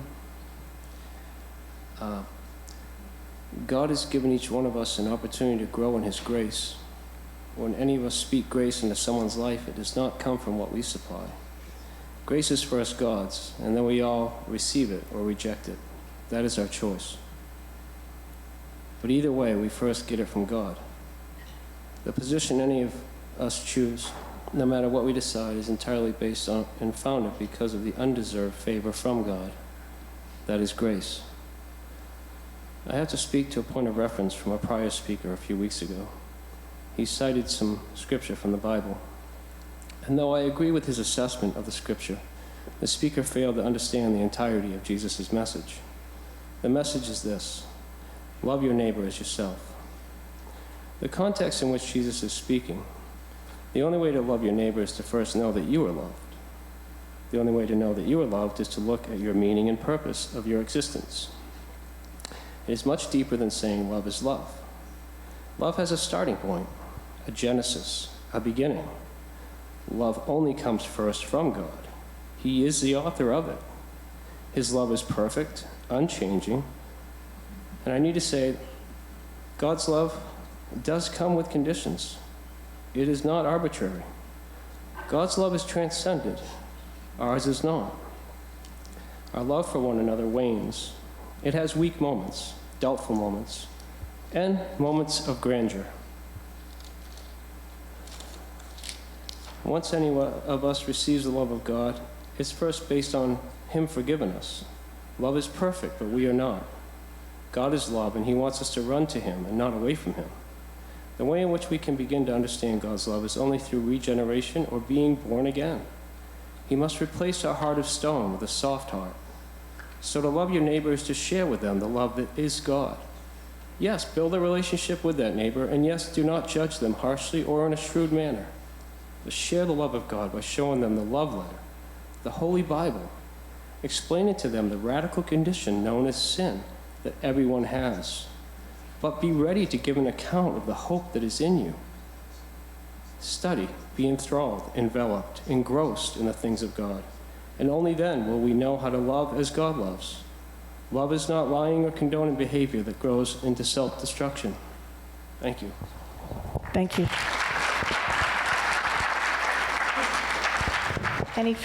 Okay, good. Hi, my name is Elizabeth Moran. I'm a parent and a teacher here in Windham. And I just wanted to also make the note that that first excerpt that was read, the very first reading, was about a rape. It was from the book Lucky by Alice Sebold, and it's a memoir, and that was a true story of her as a freshman on the campus of Syracuse University. I remember when that book first came out, I read it, and it changed my behavior. So it was incredibly educational because I was walking home from the library in the dark at my college, and I stopped doing that. So these books have a purpose. So please don't think about just ripping them off the shelves. I think that the process of going through and making sure you read it in their entirety is very important. Thank you. Thank you.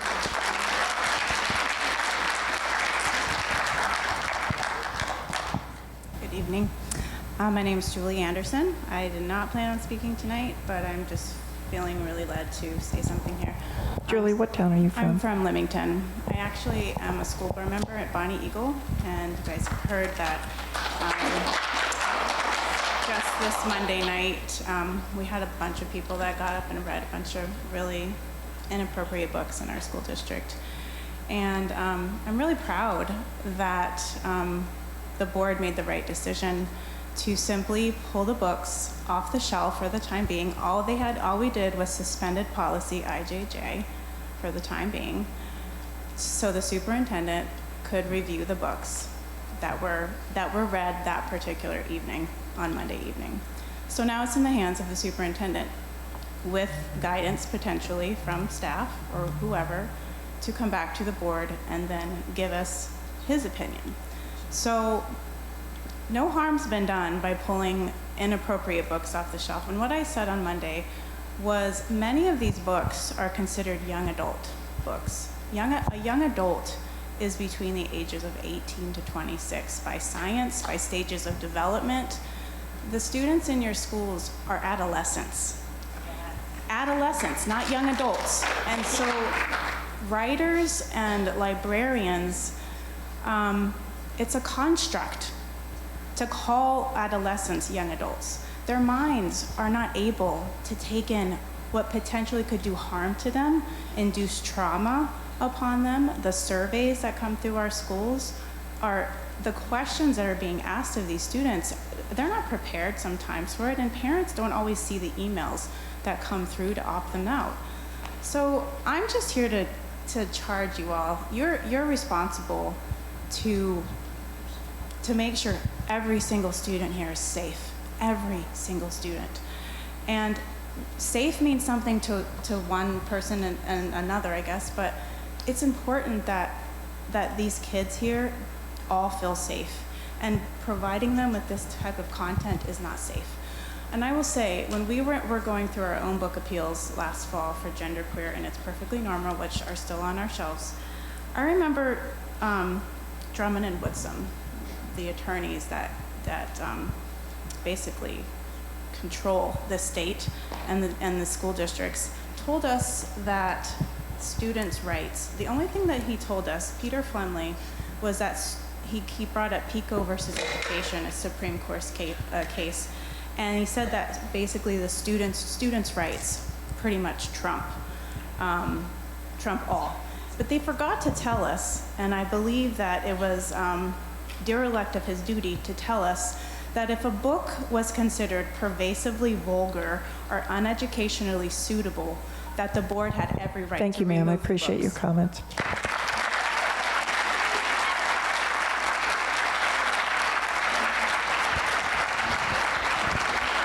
We have a student coming down, if you wouldn't mind pausing just for a minute.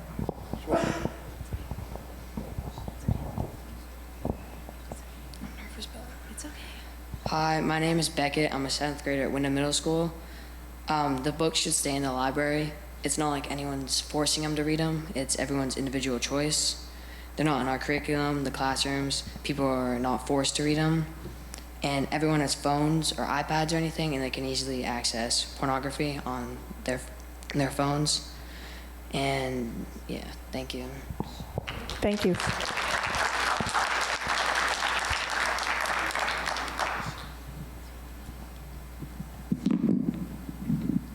Good evening. Adam Zajac, Wyndham. So I know I've been addressing you guys for months now about these books. So I'm going to address the actual people that are listening to this on TV because I can't look at the audience.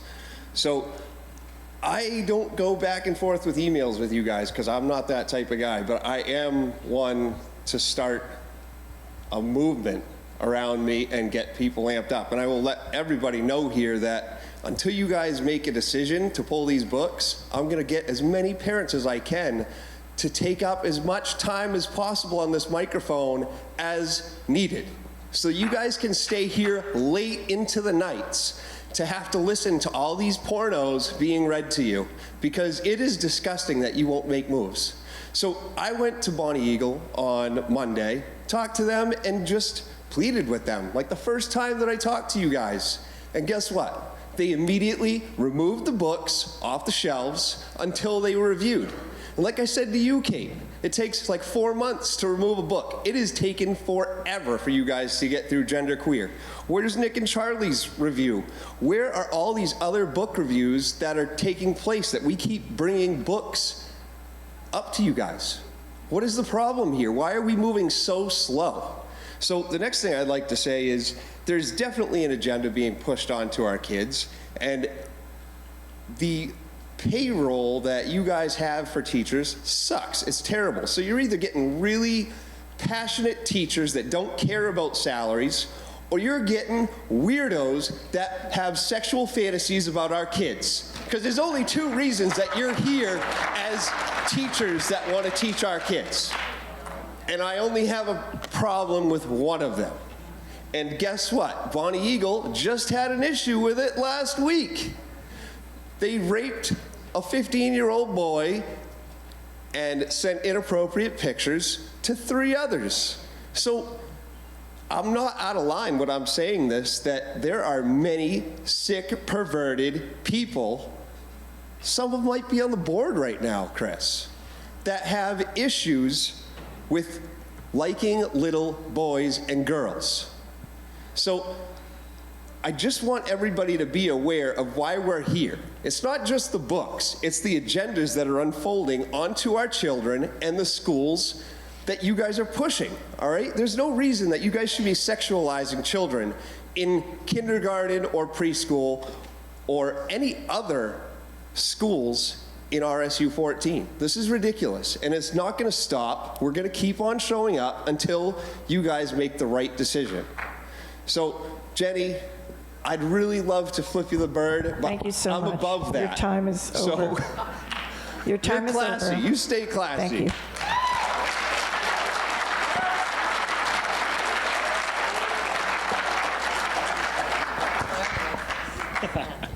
Hi, Steve Adams. I'm a resident, and all of you know I'm a teacher here. So I just want to say I wasn't going to speak, but I just want to just say that I think the insinuation that I think the first part about really dedicated staff is very important. Like that is what you're seeing. I think the insinuation that we're up to anything nefarious is. I can't say what I really want to say, but I think it's laughable coming from people propping up a registered sex offender that was brought here to speak to you and saying that we think we're up to something nefarious. So I just want to point that out. Also, so I wanted to say something else entirely before I came up here, so I want to try to change gears and get the emotion out of it. I just want to say I've been listening to the budget conversations, and I want to really commend Chris and Christine and the A-team for what they've come up with the budget. It was fascinating for me to hear that we were we have a lot of needs, and we were able to incorporate a lot of things that we need to do right by our students in the budget, and we came in at the lowest percentage increase in the state. Blew my mind, and I just know, listening to all these people and what they were, and all these administrators and what they were saying that our students need for support, you can feel that in the buildings. It's needed, and I just want to keep that in the back of your minds when we have these conversations, that it's commendable what they have done and what they've put together, and it's taken a lot of work, and the stuff that they listed is stuff that we need, and I just want to make sure that gets across. Thank you. Thank you.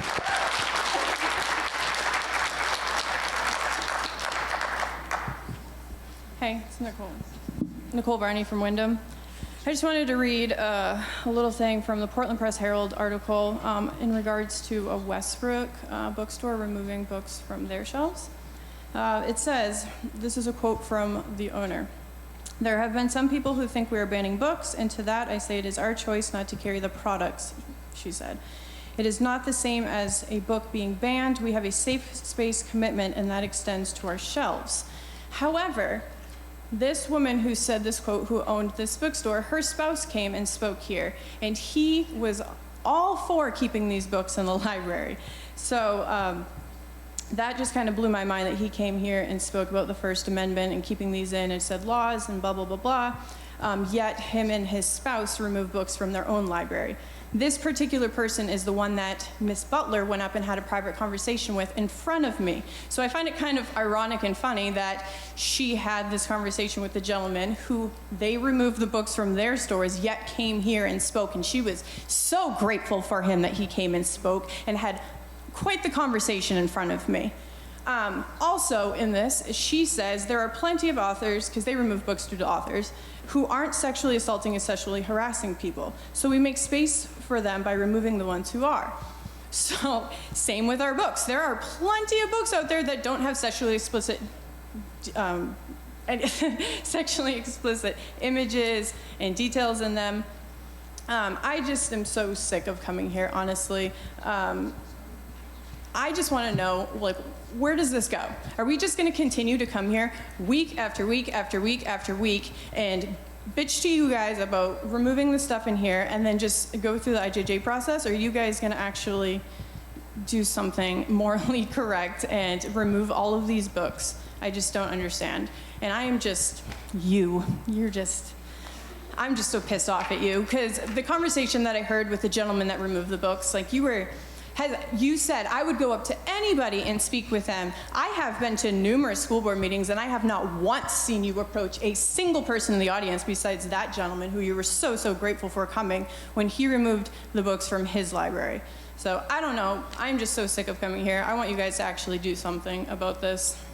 All right. Peace out. Thank you.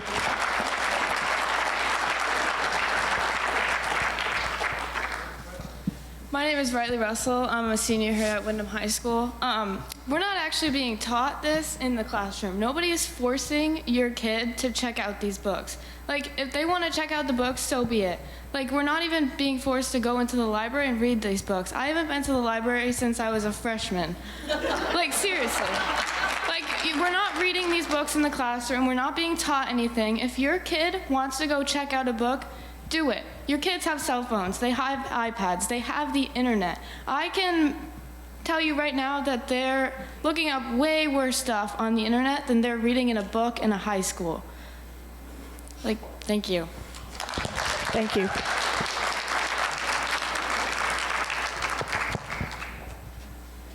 My name's Brittany, and I'm from Wyndham. I grew up in Wyndham. Brittany, your last name, please. I don't need to give my last name. You said it at the beginning of the speech. If you're a student. I'm not a student.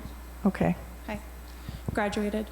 My teacher, math teacher over there, my old assistant principal right there, and I'm pretty guaranteed that this would not have flown if I had bring these materials into the school myself.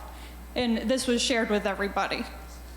I have had a lot of dry time today to think about what I was going to say, and all these things flowing through my mind. Of course, I'm not going to remember them right now. It's plain and simple. This doesn't belong in school.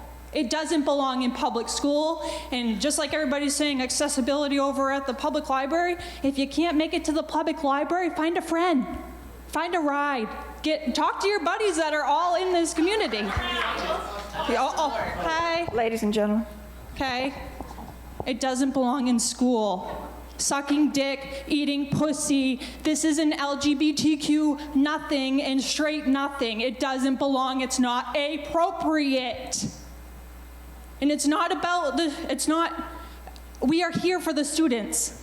It's not, I care only about my son and myself.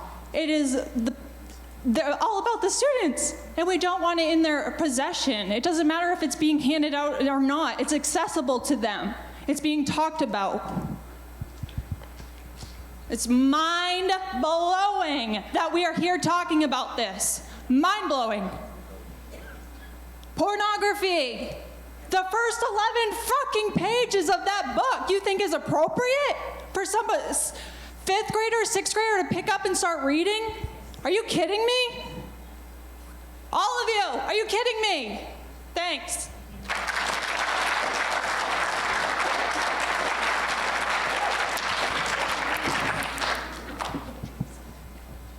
Hi, my name is Julie Clifford, and I'm a resident of Wyndham, and I'm really short, so I don't know if you can hear me.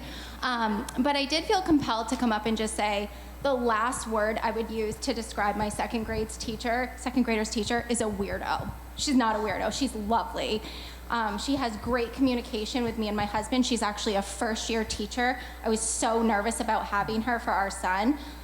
She has seen through his 504 plan like you wouldn't even believe. She is relentlessly pursuing his education.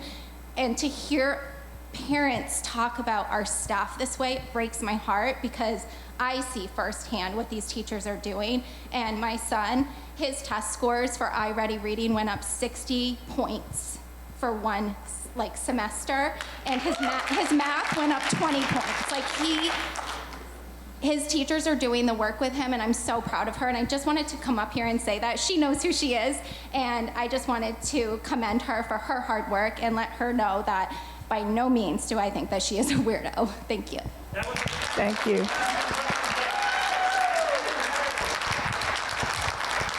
Any final comments this evening for public comment? I don't see any movement. You've already had a turn, sir. I just need to I'm know sorry. Why are you not answering my emails? Respectfully, Kate. Have respectfully. your turn. I think it's time to end public comment. I just respectfully You've need to had have an your answer. time, Why your 3 are you minutes. not answering my emails? Thank you very much. We're going to go in a recess, and then we'll come back to our regularly scheduled meeting. Okay, we're going to resume our meeting.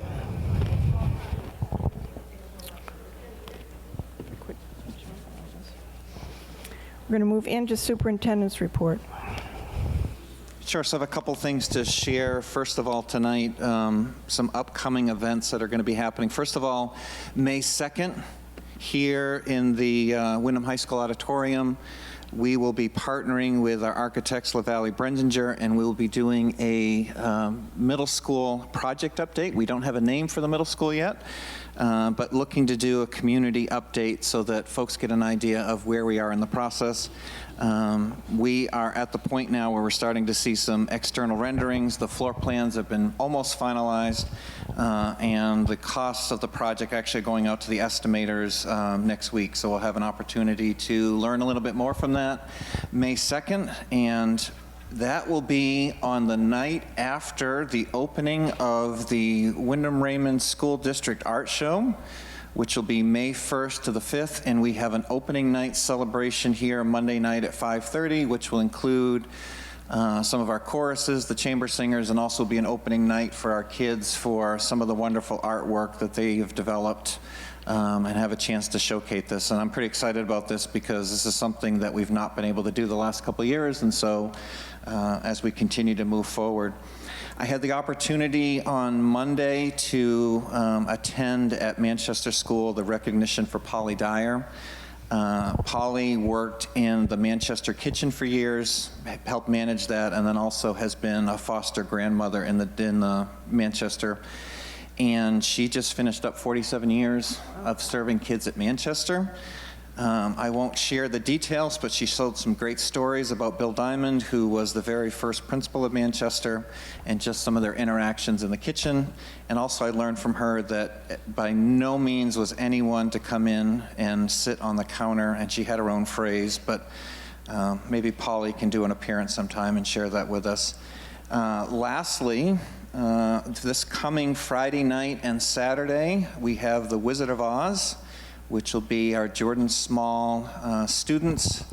I've heard there's a large cast of 5th and 6th graders, but also some 7th and 8th graders are involved. Super excited about going to see that Friday night. I know the kids have been working really, really hard, and also a big thank you to CJ and the tech department here at Wyndham High School for helping out with some of the sets and things on Friday night. So with that, I'm going to turn it over to everyone else. Terrific. We're going to move into board roundtable. Any comments from the public? Not the public. How about the board? I'm so used to saying that.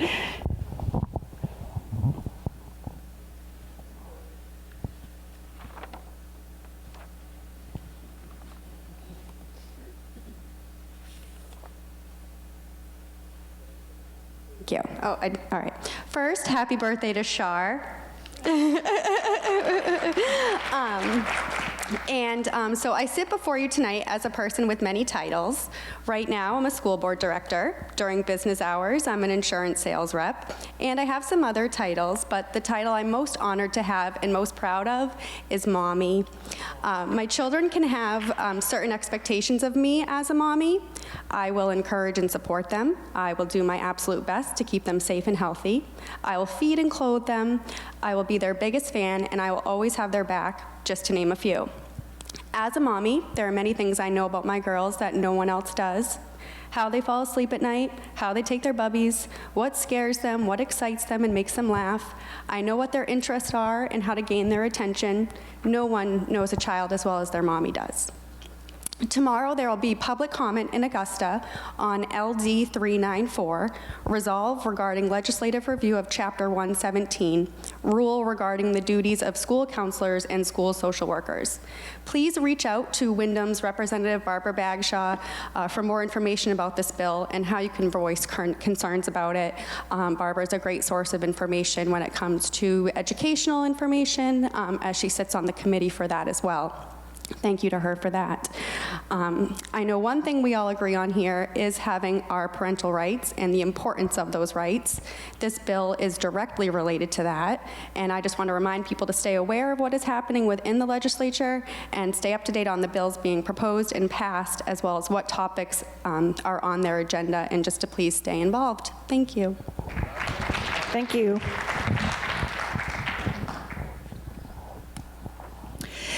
In case you didn't know, I have been repeatedly targeted since my re-election in November of 2021. I want to give you context about the most recent episode and the others. At the board meeting last week during a recess, as a group of us were walking off stage, there were some who claimed that I gave them the finger. The board received a few emails about this and was posted on social media. Approximately 3 seconds of the video shows me with my right hand in my pocket, taking it out and moving my hand along my hip more than once, with all but my middle finger of my hand closed. My finger can work fine 1 second and the next not bend at all. It won't be fixed until I have surgery next month by a hand specialist. Let me be very clear, I never intended to give anyone the finger at the meeting. My email and social media reply last Thursday morning was this: "Thank you for sharing the screenshot of me walking off stage. However, there was nothing intended by the way I had my hand finger. I have a trigger finger issue and Dupuytren's contracture with my middle and right finger, ring finger on my right hand. Consequently, I've had 4 cortisone shots in the last 3 years, and the last one was in January 2023. I had to talk to the doctor into giving me that cortisone shot because he wanted me to have hand surgery immediately. I explained to him that as a part-time professor at USM, I need to be able to write on the board with my right hand. I will have surgery in May, right after my semester is over. Because of this medical issue, I am not always able to bend my middle finger, which is what happened last night as I was trying to put my hand into my pocket. Again, there was nothing intentional with the placement of my hand finger. Please share this information with your friends who are offended. Thank you." I'm sure you can imagine. Order, please. You're out of order. You are out of order. You are out of order. This is board roundtable. This is board roundtable. I'm sorry, public comment is over. Can we have the police officers escort them out? I'm not feeling safe. Let's turn the audio off, please, to the meeting.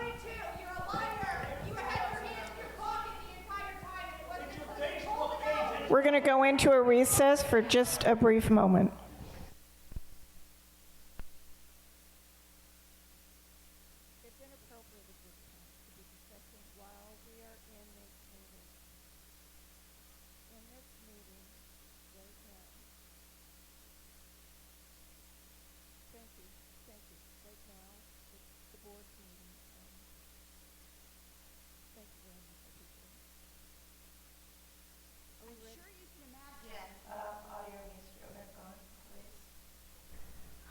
Audio and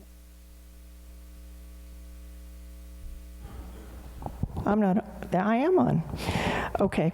I'm sorry to interrupt, but go ahead. Seem to. There you go. It's working. It was working. This works? With what we just saw, I'm sure you can imagine the range of comments that were sent via email or posted on social media. Comments ranged from, "You are an evil woman," to "Well done." I was body shamed and my Christian faith was challenged.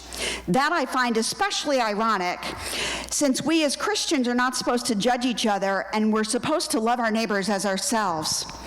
As a mathematics educator for nearly 40 years, I look at patterns and see what we can learn from them.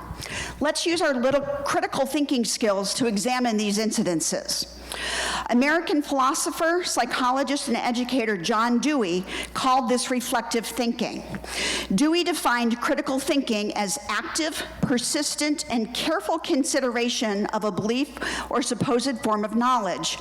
It involves actively subjecting ideas to critical scrutiny rather than passively accepting their face value.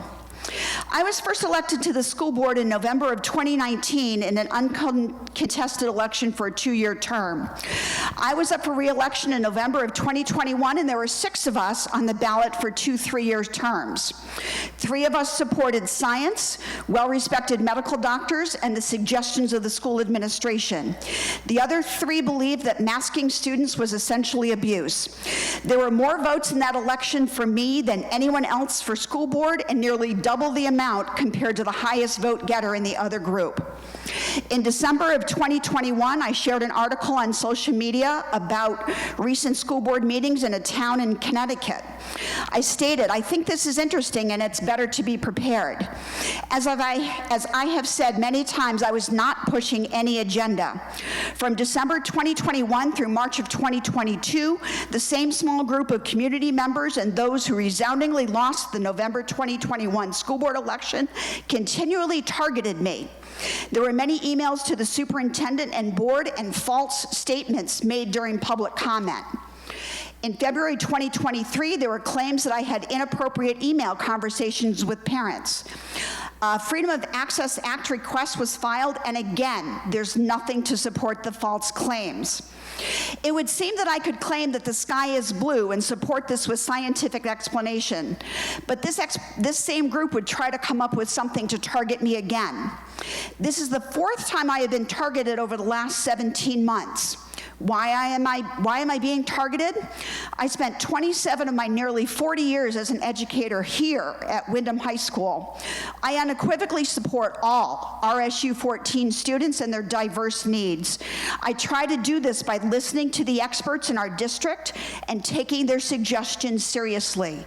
Then and only then do I make an informed decision. Thank you for listening. Anybody else with public comment?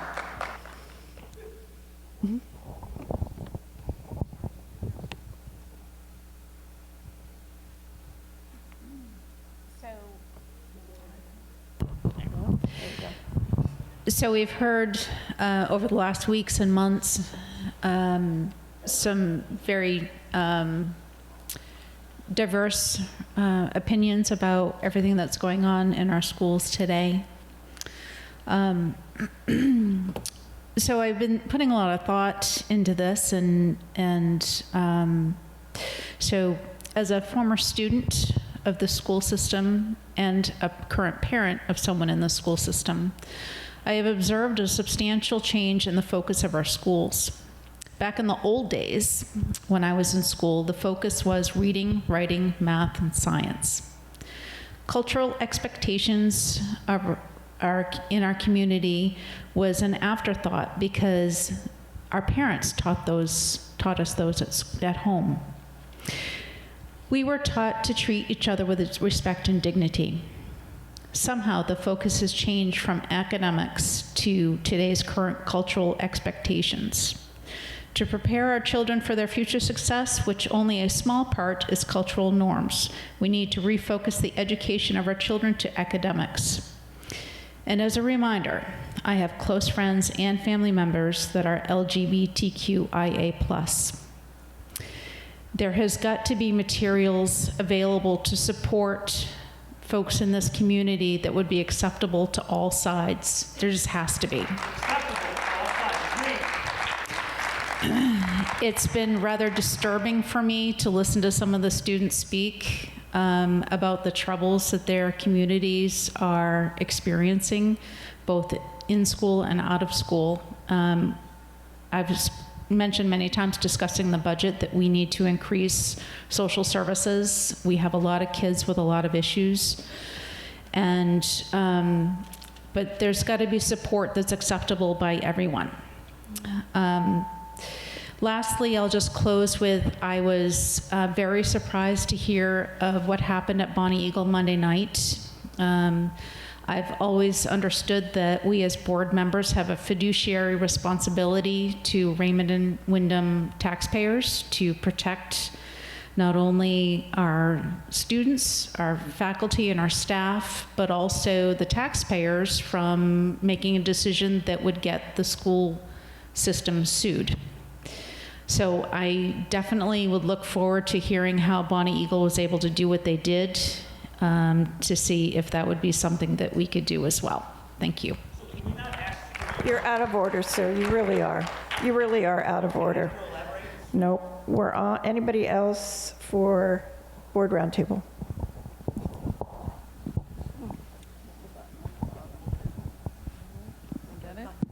I got it. Okay, thanks for those who came out to speak tonight. I am also eager to figure out the legalities of a decision like that. It has also been my understanding that censoring any material in our libraries opens us up to legal vulnerability that would be massively expensive for the taxpayers in both of our towns. And that's an important thing for us to consider.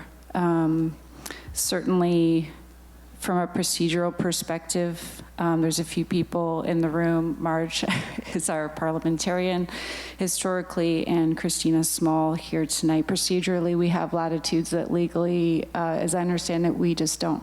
And so also want to understand that a little bit more. I thought that the commentary tonight was enlightening, and we had more people here conducting themselves in a really clear, articulate way. And I'll speak for myself and the team members that I've worked with here. We are listening.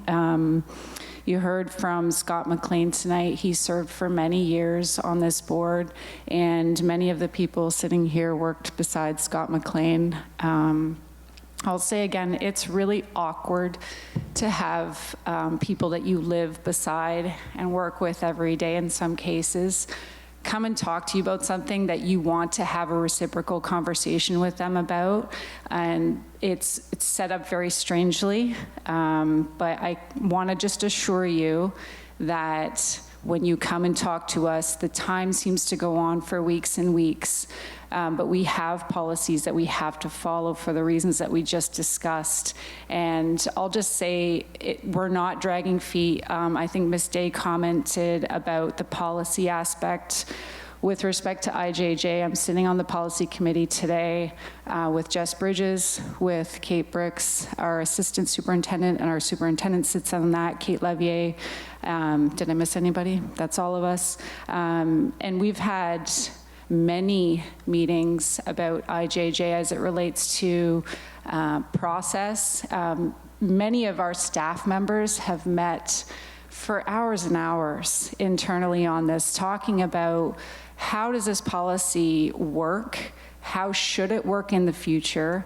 And you have to remember that the challenges for these books are coming in as we're looking at a policy. That's very difficult to try to take a policy apart and have it be working at the same time as you're looking to put committees together on a rolling basis across multiple schools.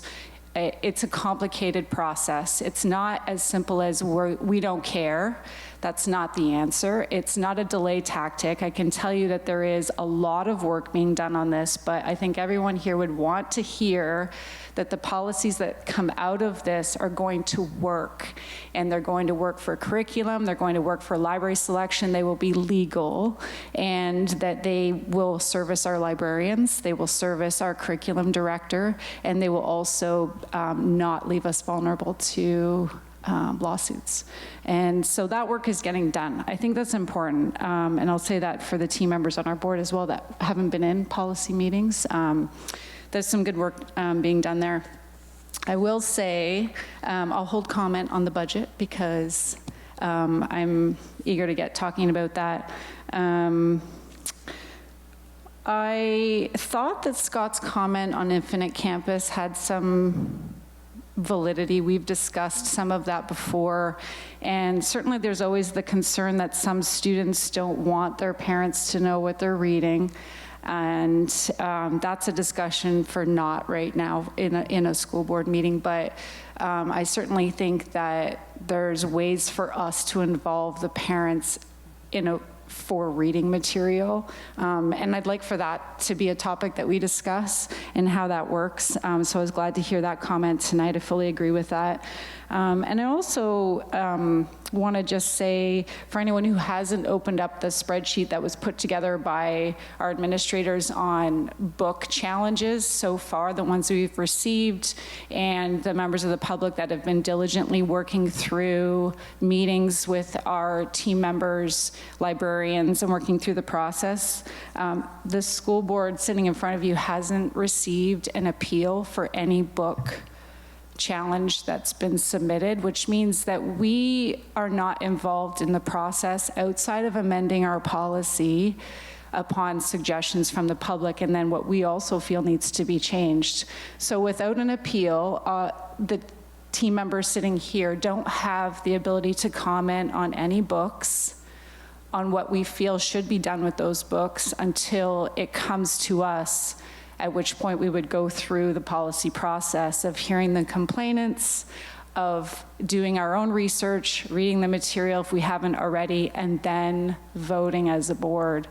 So I think that's important to also say out loud. We haven't, since March 24th, when the committee rendered their decision, received an appeal of that decision. And until we receive an appeal, the school board that's sitting in front of you isn't involved in that decision at all regarding genderqueer or any other book that's being submitted for challenge. So I just want to say that out loud as well, because without that process, we're not going to make a comment on it specifically. And that's all I had for just from the comments tonight. And I hope I didn't miss anything.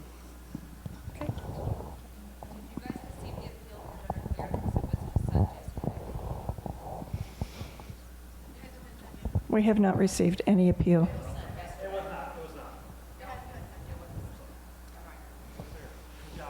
Do they have any comments? No comments. Okay, good. I think that concludes committee reports. We're gonna, oh, no, I'm sorry, board roundtable. I always do that, don't I? We're gonna go to committee reports. I'm gonna go to finance. I don't know if there's anything to report. No, finance hasn't met with budget. And facilities, you briefly mentioned that. To piggyback on policy, we met on Monday.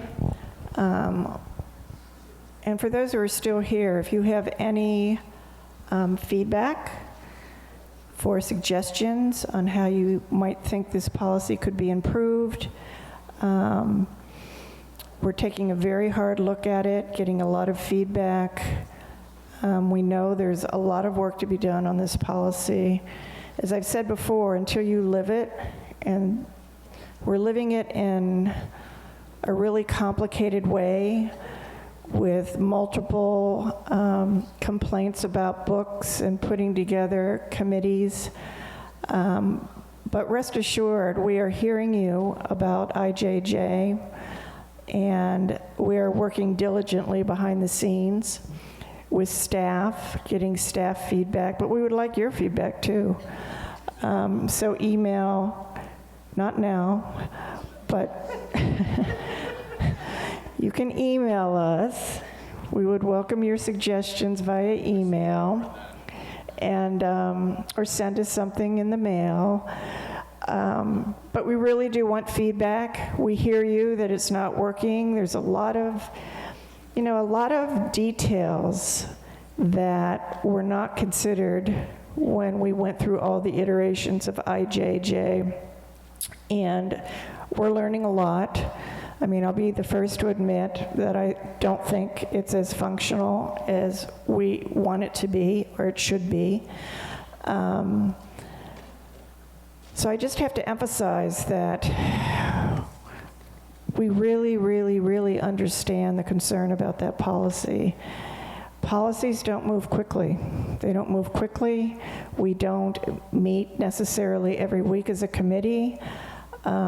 We have to take some time and pause to get feedback from all of the staff members who are teaching and dealing with students. But we are being extremely thoughtful about how to go through and make it better. It needs to be better. So stay tuned, because once we have a draft that we think is acceptable, then we will bring this forth to the board. The board will have a chance to discuss it. There will be public comment on the draft that's coming forward. And if we get feedback at that point that says, you know what about this, or what about that, or we need to change that, we'll go back to the drawing board as a committee, review it again, and come back to the board. It's a pretty fluid process. I can't emphasize enough, we really want to get it right.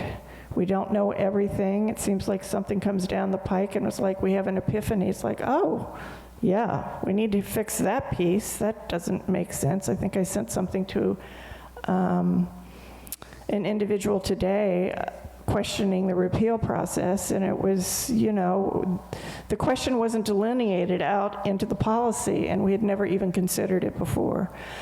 So we're trying hard. We really are trying hard to make it right, and we hear you. So please stay tuned, and please send us your comments. And that's what I have for policy. Curriculum? Yes. We met Monday, April 3rd, and we heard an update from the RSU 14 social workers and guidance counselors. They shared the resources and programs that they're using in each of the schools. They also shared that they feel they need some more providers as the number of students they are serving is increasing. The number of mental health concerns and needs is dramatically up compared to the pre-pandemic. The committee would like to recommend, we, the curriculum committee, are recommending that they will do a presentation to the board so we all can learn more about the in-depth work that they have been doing sometime in the near future. The minutes of this meeting, along with the presentations that all of the counselors and social workers did, are on the curriculum committee website. And everything that we've been meeting once a month is all there too. Our next meeting is May 1st. We'll be hearing from World Language and Gifted and Talented. Thank you. Technology, anything? Nope, it's good. It's ironic. I just wanted to say so everyone could hear that we had a scheduling mix-up. We had a number of members that were available and some that were not. And ironically, technology mixed up their calendar. And so we were not able to get everyone connected, which is disappointing. And the way that committee works is each group splits into a different area. And so if we have some from hardware and some, it just doesn't work. Everyone has to be there. So we apologize. We will reschedule. And then when we meet again, I will do an update. Perfect. Thank you. Adult Ed, anything? Voc? Yeah, actually, just a quick thing for vocational. There's a survey going out to high school 9th, 10th, and 11th graders with vocational. Westbrook Vocational is looking at opening up a third session, which would be a 3 to 5 session for kids who can't fit the vocational program into their schedule. I know it's something that we've been talking about as a vocational group for now a number of years, but there's an interest survey. Students have until the end of next week to fill it out, and I encourage, if it's anything of interest that students like to have access to vocational programs after school. It's a fantastic opportunity. It's something I would love to see Paths do as well with the welding program, because it's one program we've struggled to get kids in because we just don't get enough seats. But for any students who still may be watching, please take some time to fill that out, because it could have an impact on what we can offer for programs and services going forward. Terrific. Thank you. Al Potter? Nothing. Wow. Okay. That concludes committee reports. We're going to move into a very important topic, which is a budget discussion for our 24 budget. Turn it over to you. Thank you, Kate. And for board members, I emailed out late this afternoon 3 different items. You have copies of all 3 of those within your board packet. At the last board meeting, I was tasked with doing a couple different things. One was to look at, with our budget, which at that point was 4.78%, could we possibly look at what an additional 0.5% might look like, and also what an additional percent cut might look like. And so for our budget, 1% on our budget is $570,000. 0.5% is half that, so roughly 285. And so we were tasked with that. A-Team had a chance to take a look at that yesterday. We met yesterday morning. And so just to give a flavor for the board, what additional cuts might look like, and the list that you have there is somewhat in prioritized order. It would result in the reduction of one of our instructional leaders in an open position. It would result in reduction of a bus aid. We had a bus aid in the budget to help with some of the buses that we're seeing, some of the transportation issues we're seeing with student behavior.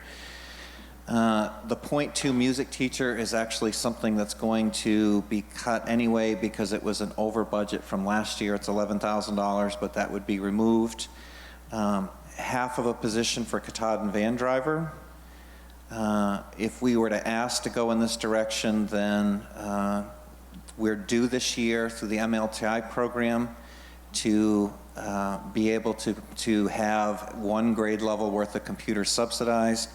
This represents what the lease payment would be for those computers. It would actually put us off cycle, but as we started to look at possible places to go, so that point gets you to about 0.5%. If you want to go full percent, we're looking at probably 3 classroom teachers district-wide, which is going to impact class sizes. If that was a direction to go into, looking at the reduction of 1 special education teacher, and then $8,000 in miscellaneous stipends.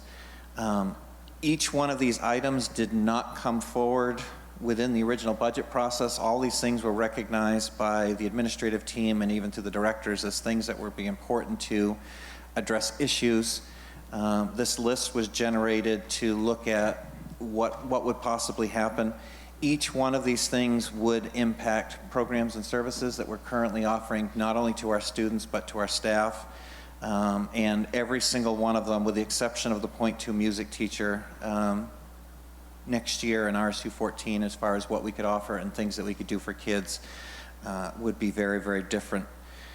So also want to provide you with some other additional information, which is that we received our final health care cost today. And Stacy, as she so wonderfully does, was able to then factor in what that additional reduction would be, which reduced the budget by an additional $293,000, almost $300,000.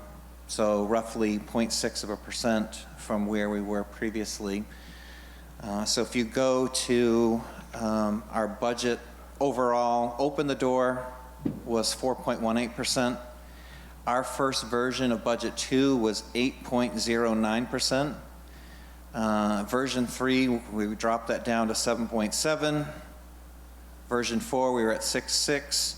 The version that I presented back in 1st of March was 5.97%. Version 6, which you had a chance to look at last week, is 4.78, and right now with that healthcare reduction, we're at 4.24. Stephen, I thank you for the compliment. We are not the lowest budget in Maine. I wish we are, though currently percentage-wise, this would put us as that lowest increase for Cumberland County when looking at comparison our peers. Again, that comparison was done prior to everyone getting their healthcare numbers, but I would assume that everything would be kind of falling in a similar pattern. So right now, where we stand with the budget is 4.24%. Pete asked if I would provide, possible tax impact, because something that the budget committee has always looked to do, and the board has always looked to take a look at, is a $250,000 home in Windham or Raymond, what that might possibly be for a tax impact. And so board members, in front of you, you have version 7. Last week with version 6, which was the version revised. Let me just back up a little bit. So the original version 6, before healthcare came in general, was looking at about $193 for a Windham household and $105 for Raymond. Version 6 revised, which was that first cut of health insurance, dropped that down to $126 for Windham and $105 for Raymond. And version 7 puts it at $111 and $91 for Raymond, based on a $250,000 home. And for board members, and I don't have a screen that I can project here, but it gives you the complete history of where we've been for tax increases over the time that we've been in RSU since 09-10. Really the 1 year that Windham dropped, which was 21-22, and board, those of you who are on might remember that we received additional subsidy in the summer, past the budget being approved, and board voted at that time just to return it to the taxpayers. And Raymond saw in 10-11 and 11-12 some reduction an actual decrease, and that was just based on consolidation and some services and things that were added over to the RSU. So right now, we are at 424. That's the tax impact. And again, the A team was outstanding yesterday. They had a chance to look at everyone, and one thing I love about our administrative team is that they feel comfortable not only talking about their budget, but everyone else's in the room, looking at possible things, and they can have some very pointed discussions with each other on, do you really need that? And then really coming forward or offering things up if they think possibly they could make something work. But everything that I provided to you on that list, if you board chooses to go an additional percent, will impact programs and services for kids. Any thoughts from the board?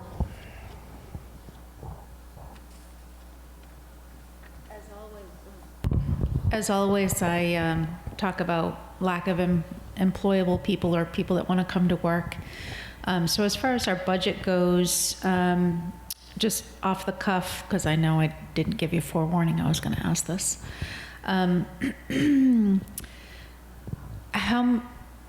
What portion or how many dollars of the budget represent positions that are not filled or won't be filled for next school year that you think that we won't successfully fill? Basically, what's the slush in the budget is what I'm asking. Well, there really isn't any slush. And right now we have, as Lisa came and spoke, we have an open special education position. We have a couple of open ed techs that we definitely need to fill based on student need. We have a current Manchester classroom position. If you remember correctly, we could not fill mid-year. We're advertising now, so we shouldn't have a problem filling. It's my hope that we have absolutely everything filled. And as I've shared with a couple board members, because we're in the midst of, we've negotiated this year with the administrators, we're in the midst of negotiating with support staff. Part of this budget is also making sure that as we work in negotiations, that exactly what you said, Shar, that we can attract, retain, and take care of our people, because we want to keep them around for a long, long time because of such a process. So this budget does support this, though we do not have one of our contracts finalized. I know we're getting close, but it's not finalized, and we want to make sure that we can honor all of our support staff through this budget. All set? Anybody else? Yeah, Chris, can you hear me? Yep. Yeah, I want to, again, thank you and the A-team for the work that you put in, not only all the months leading up to this, but then the extra work that I kind of requested at the last meeting. And for me personally, it's helpful, and I hope for the other board members it is as well. These exhibits that you've put together, and it was welcome news to see the health insurance come in at a lower number and, able to reduce the budget. So, when it comes to brass tacks, I mean, no pun intended, really the focus is on what's going to be the impact to the taxpayers and what's going to be the impact to our students. And I think there's been a really, really good balance here. When I look at this comparison of tax increases and, in rare cases, tax decreases through the years, I mean, who knows what a $250,000 house 10 years ago is not a $250,000 house, but it's important that we use that as a baseline just for comparison purposes. And so to come in at an $111 increase for a $250,000 house in Wyndham compared to $201 as an increase last year, I mean, it's almost half of the increase last year. And when you think about the inflationary pressures that are on us right now, I think it's just a testament of the work that we've done as a district, and I'm thankful to everybody for really putting their personal preferences and needs aside for the betterment of the district as a whole. So I'm very, very satisfied with the budget, and I will be voting to support this at its current presentation.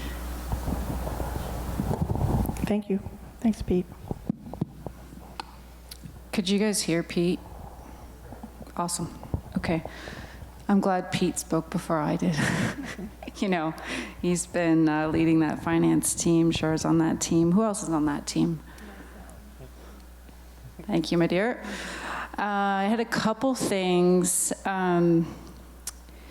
Just wanted to also note, love a good story, because part of understanding the board and what they do is really about figuring out how things work. And just want to say a couple things.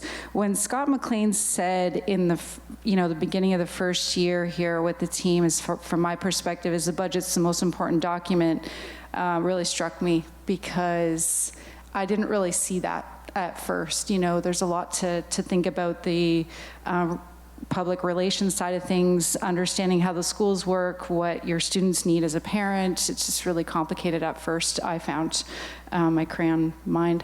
And so it's been my observation that the administration and with you, Chris, has just really applied this keen business sense, and to not only managing the cash flow, but also maximizing capital purchases.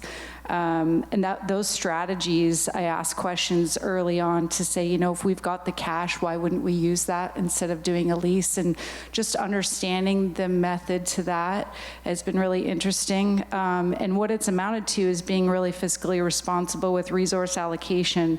It's no coincidence that we are among the lowest in our district, because when something's managed properly and you have an inflation year with CPI approaching 6% and inflation, I'm no economist. If I get hate mail on this, I'll deserve it, I'm sure. But U.S. Bureau of Labor Statistics talks about federal inflation right now around 6% and CPI at 5.9 in the Northeast. When we have a budget coming in at 4.24 in the middle of negotiated contracts, one settled, and one we're in the middle of to try to bring our support staff in line with where they need to be for retention. The utility costs, some of our utility costs are almost doubling this year. That's massive. And just thinking through that, healthcare premiums, an increase in our mandatory main pension contributions, unexpected reductions in state funding, and I talked about inflation of goods and services. It's a really reasonable number, and I thought Pete really captured that well.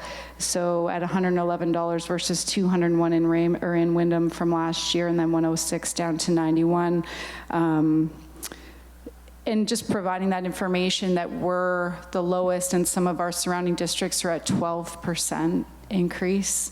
It's just clearly illustrates how well that it's been managed. We've heard Bill Hansen talk about he wants $4 million a year, but he's not getting $4 million a year. But I personally feel that the buildings are being well maintained, that they're safe, that our equipment is up to date, and the conditions that our students are in on a regular basis are top notch. We hear that time and time again with transportation audits and a number of other things.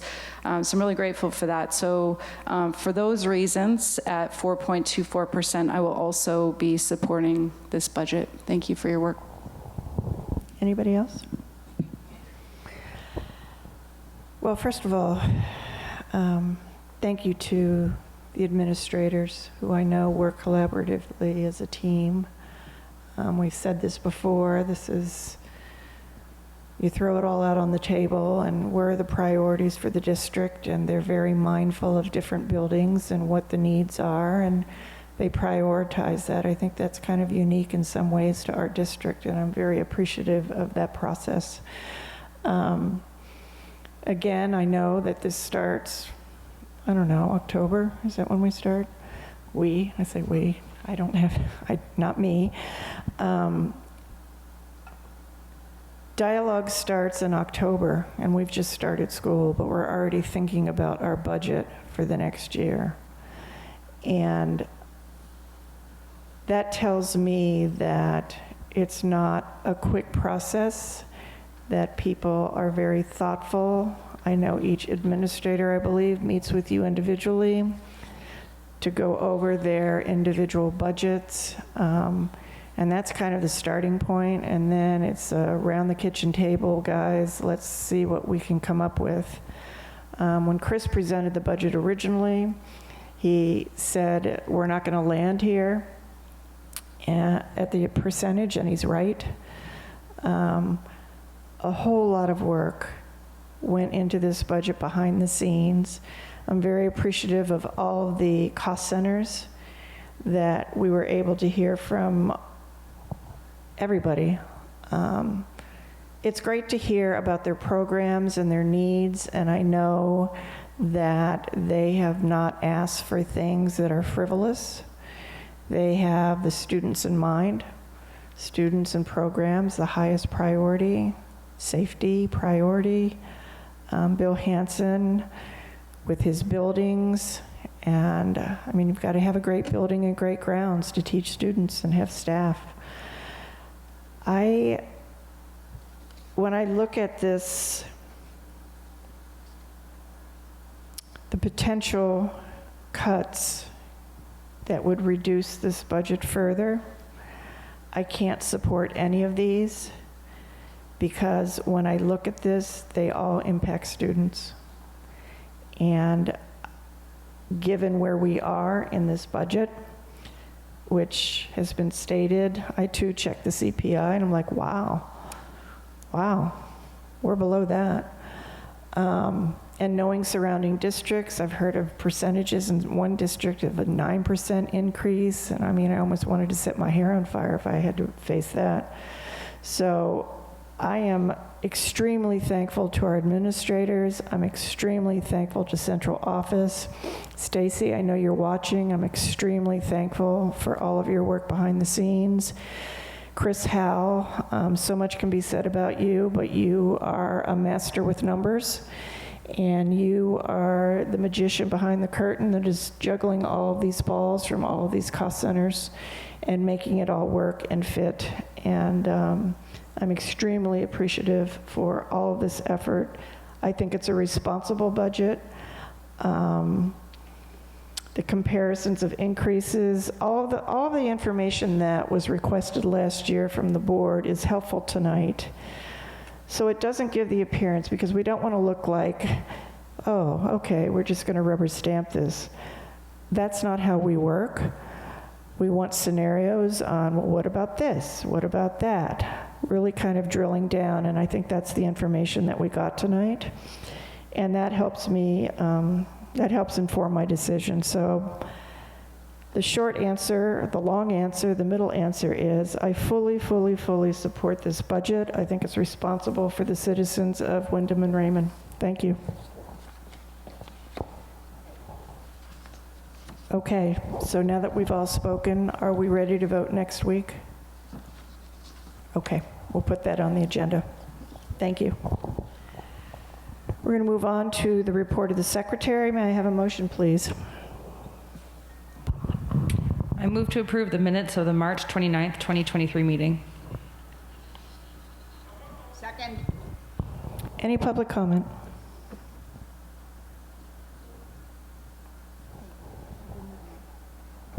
I can give someone a mic if they'd like a mic.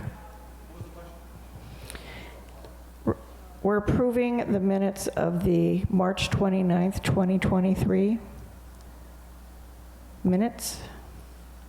No public comment or discussion. Okay, we're going to need a roll call. Okay, if you could just say aye, because we have some people who are here remote. Kate Bricks. Aye. Jenny Butler. Aye. Pete Hensler. Aye. Caitlin Downs. Aye. Christina Small. Aye. Jessica Bridges. Aye. Jody Carroll. Aye. Kate Levier. Yes. Shar Jewell. Yes. Thank you. May I have a motion to go into executive session, please? I move to approve going into executive session with the board to consider complaints against a public official pursuant to 1 MRSA subsection 4056A. Second. Roll call. Kate Bricks. Aye. Jenny Butler. Aye. Pete Hensler. Caitlin Downs, Aye. Christina Small, Aye. Jessica Bridges, Jody Carroll, Aye. Kate Levier, Shar Jewell. Yes. Thank you. We'll be going into executive session, and we will be moving into another room.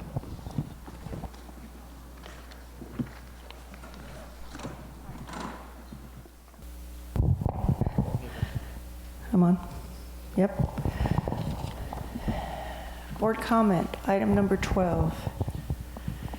In the past 2 weeks, the board has received 2 board code of conduct, board code of ethics complaints. In the complaint that occurred 3/29/23, the board agrees to censure the individual board member for the violation of policy BCA, Board of Directors Code of Ethics. The success of the board is dependent upon maintaining positive relationships with students, staff, parents, and community members. The board does not condone the actions of any board member that weakens this relationship. We determined that there was no violation of policy BCA Board Code of Ethics in consideration of statements made regarding March 15th. Those are the final statements. May I have a motion to adjourn? I move to adjourn the regular meeting. Roll call. Kate Briggs. Oh, second, somebody second. Second. Thank you. Sorry, who seconded that? Me. Sure. Okay. Aye. Jenny Butler, Yes. Pete Hensler, Caitlin Downs, Yes. Christina Small, Yes. Jessica Bridges,